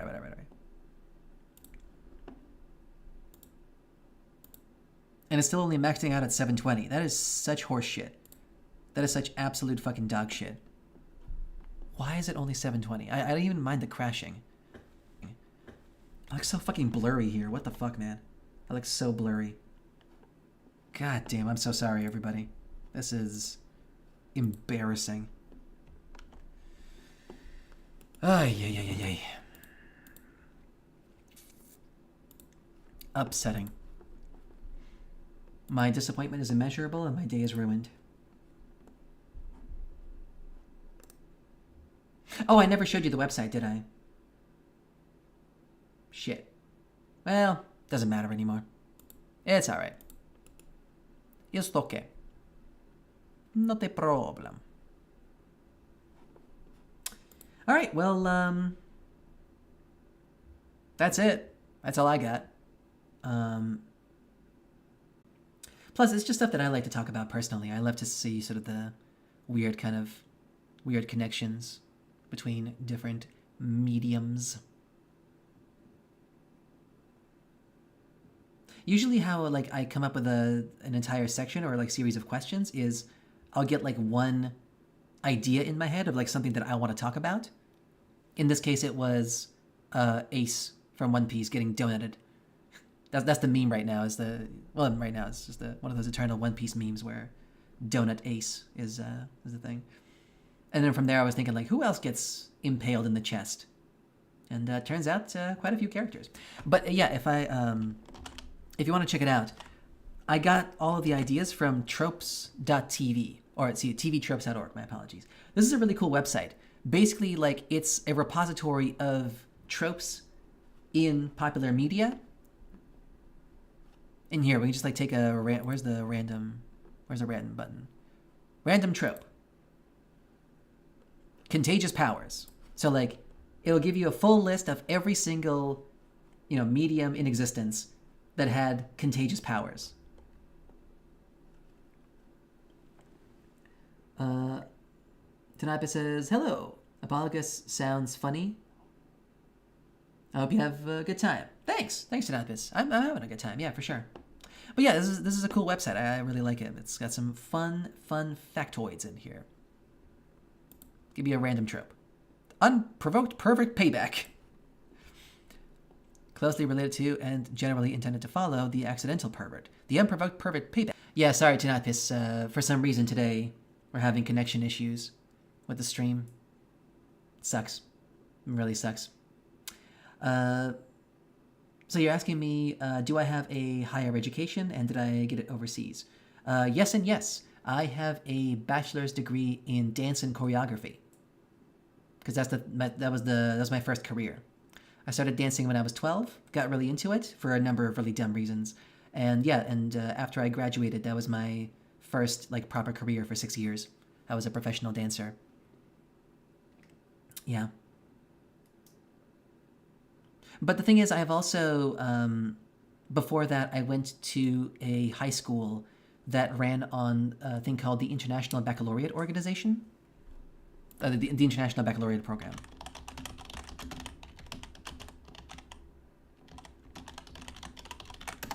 Or the IBO for short. There it is.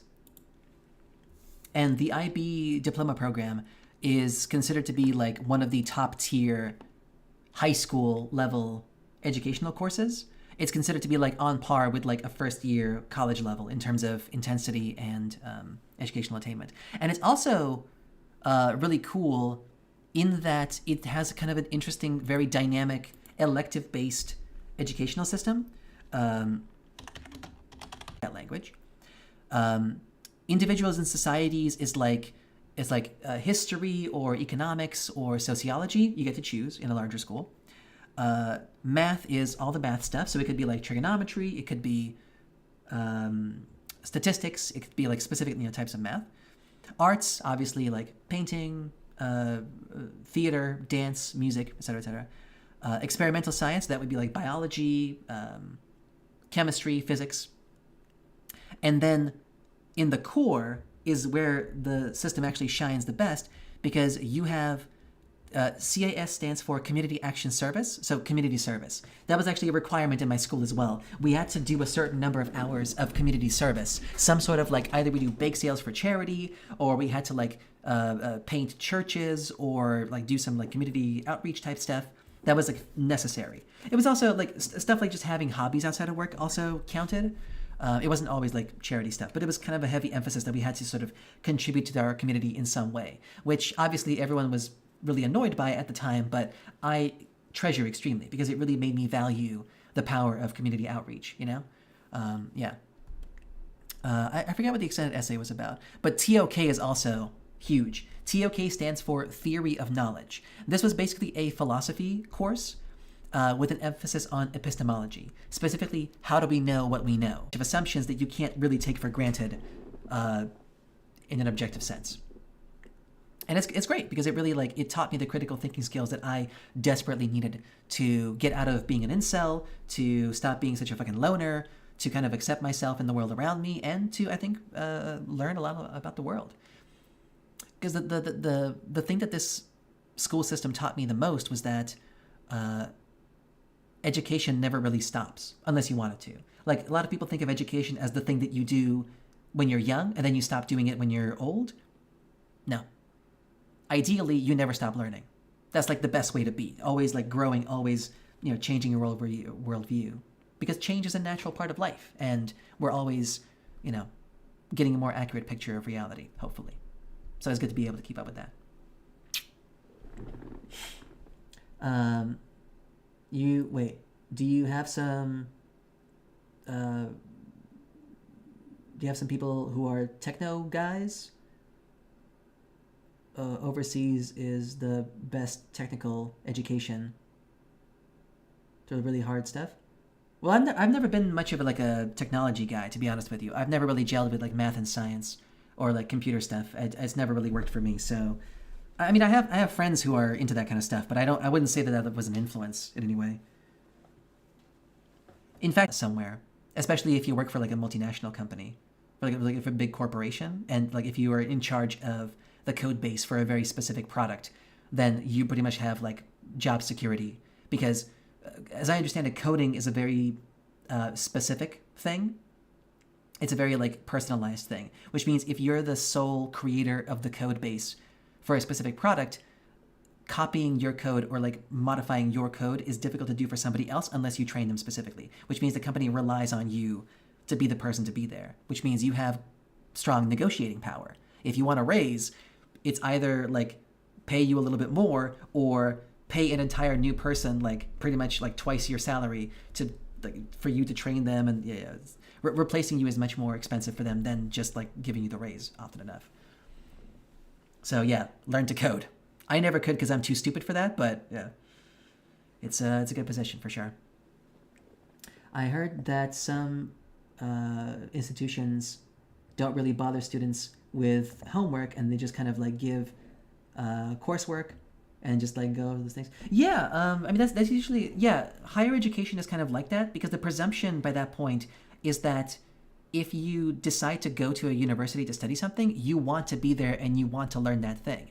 Like if you half-ass your way through a university course, you're just wasting your own time at that point. Yeah, the professors don't give a shit, really. Yeah, when I went to university and studied dance, we still had homework in the kind of like broad sense. We had long-term projects that we were expected to continue working at home, but how we went to...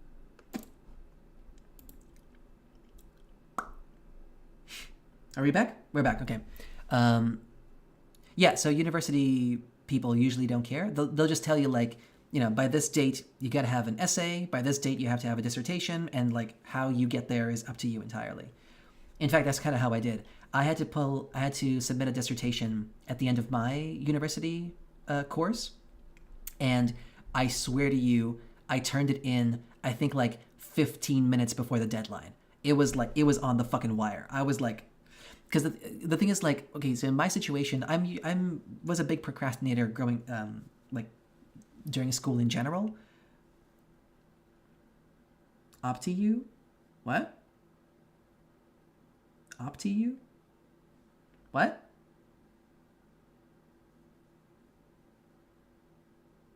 I don't know what you mean. Up to you? What? I heard that?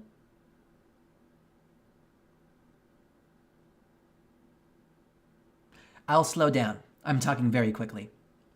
I apologize. So, at the last... so I had to submit a dissertation for my university. And I submitted it, I think, 15 minutes before...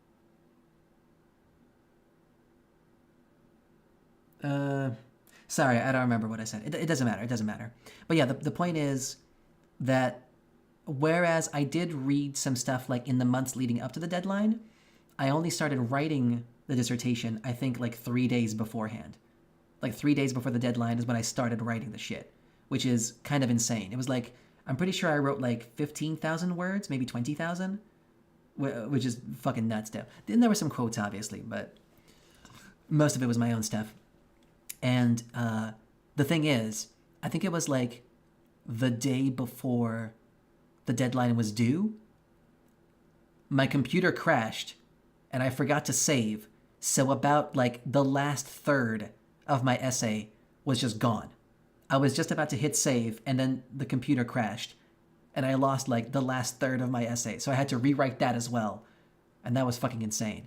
And so for that reason, that's why I was like so close to the deadline.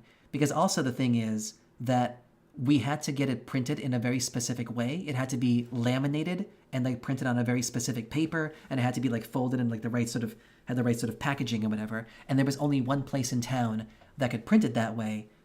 And yeah, so obviously like on that day, there was a huge line of a bunch of other students who also were submitting at the last possible second. Do Russian schools still do 5 points, or did you switch to 10 like normal people? Because in Latvian schools, it's 10 points for grading. How do you guys do it?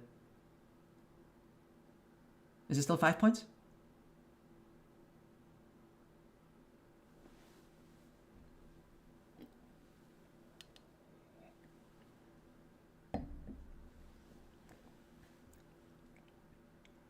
Tinapis. Okay, I'll just look it up. I'll just look it up.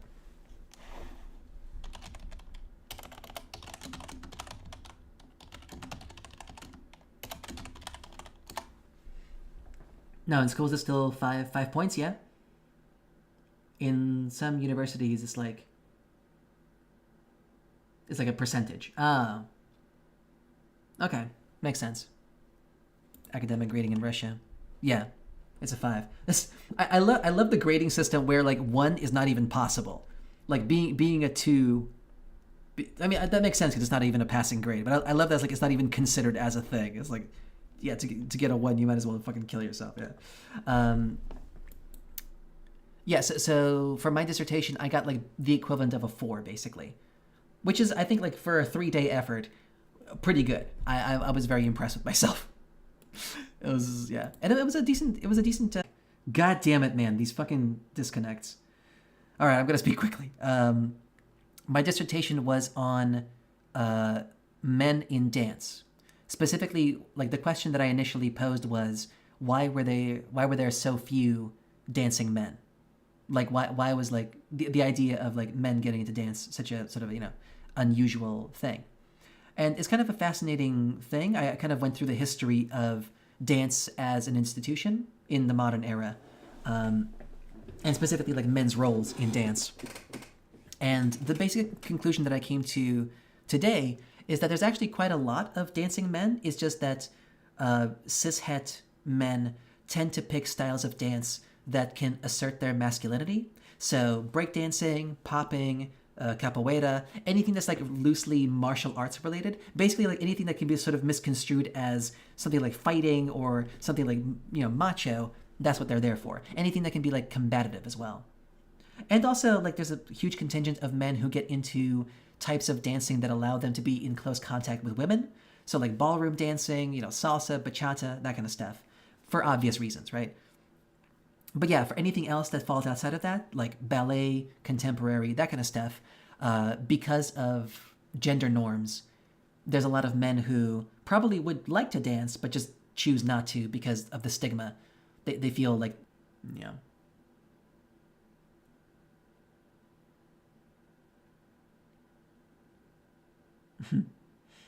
And we're back. So Tadapis, you previously asked, do I remember those days fondly?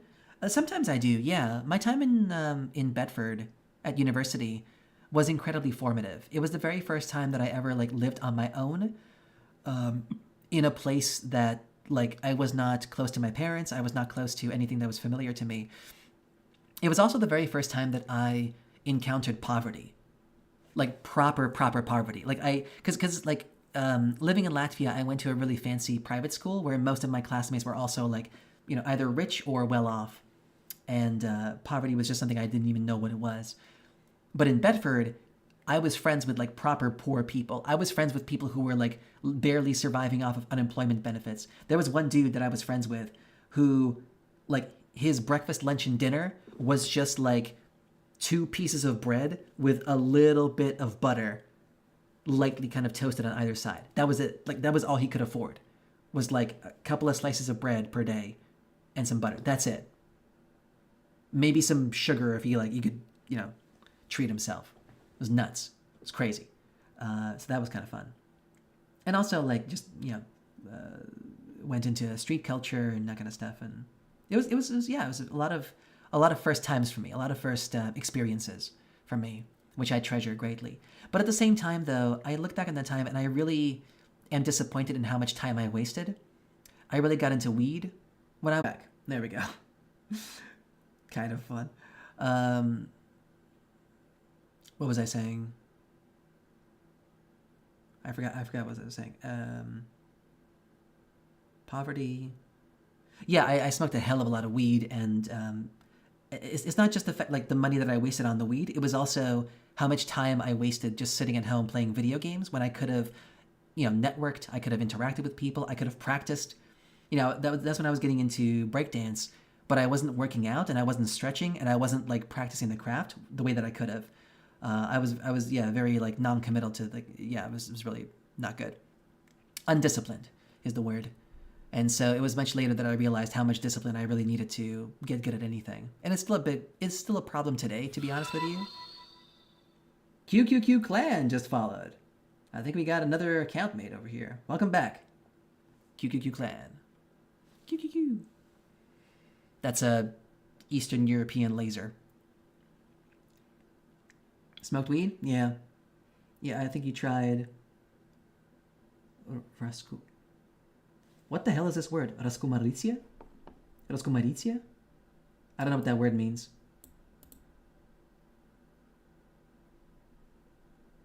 Raskumaricia? I don't know that word.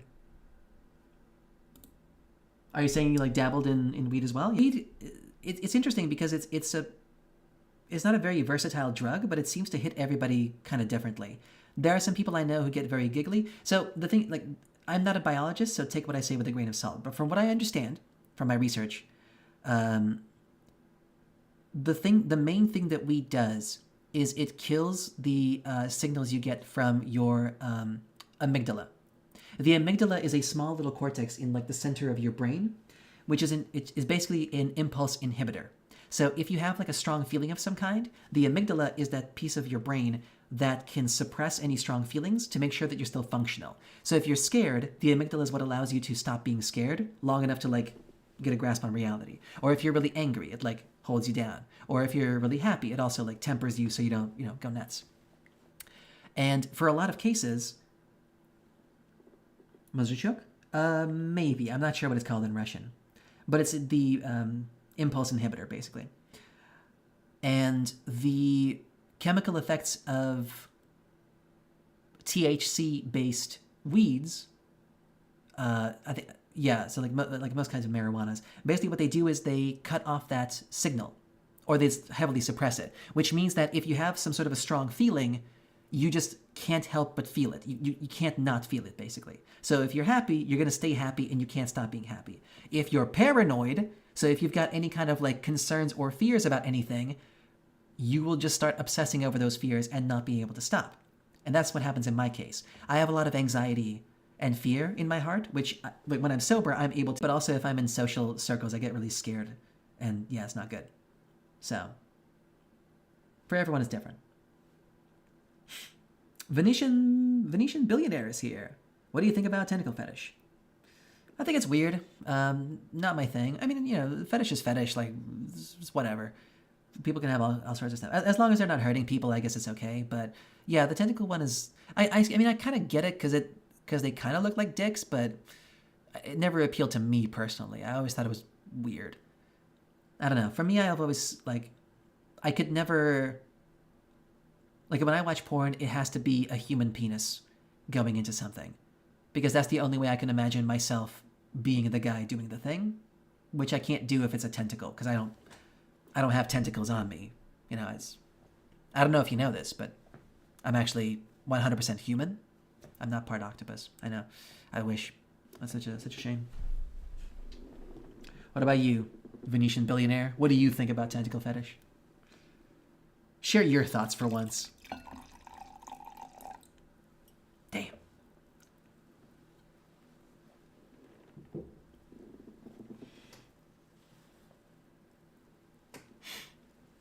I always thought you were an octopus. Listen, never meet your heroes. They always disappoint. The thing is, like, the tentacle fetish has actually been around in Japanese culture for a very long time. There's a very famous, here, hold on. I don't know if I can show it on stream. So, it kind of makes sense because Japanese culture always had a very close relationship to the sea, naturally being an island nation.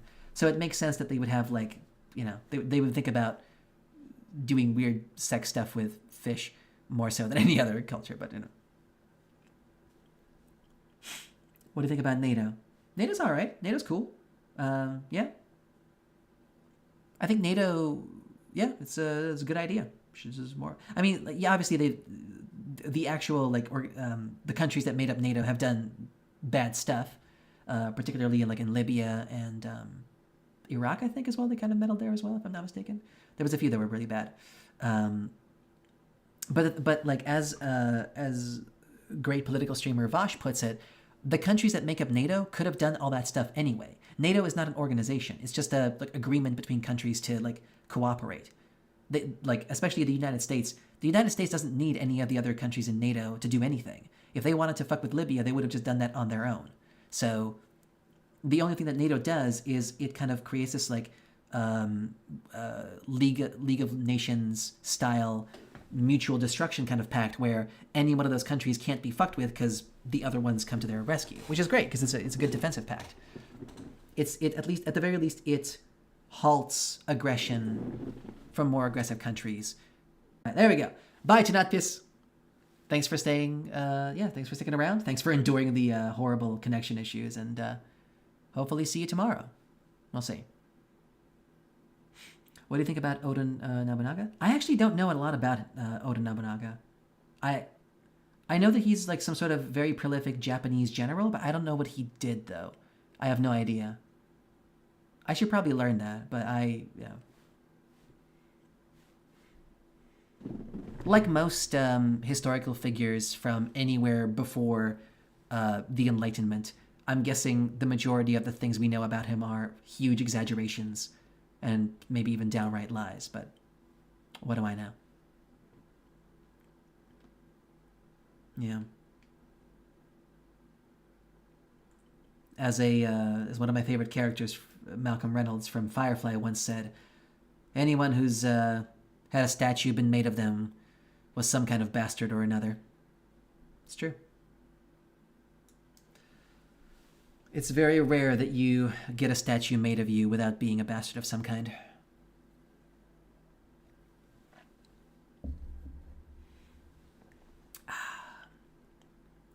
Anyway, I think it's time for us to end the stream. It's already 10:00. We've had a pretty nice time. We've had some chats, some pleasant times. Unfortunately, despite the horror of this, I hope that the connection situation will get better tomorrow. Because tomorrow we're just going to go back to Baldur's Gate 3. We're going to go back to normal.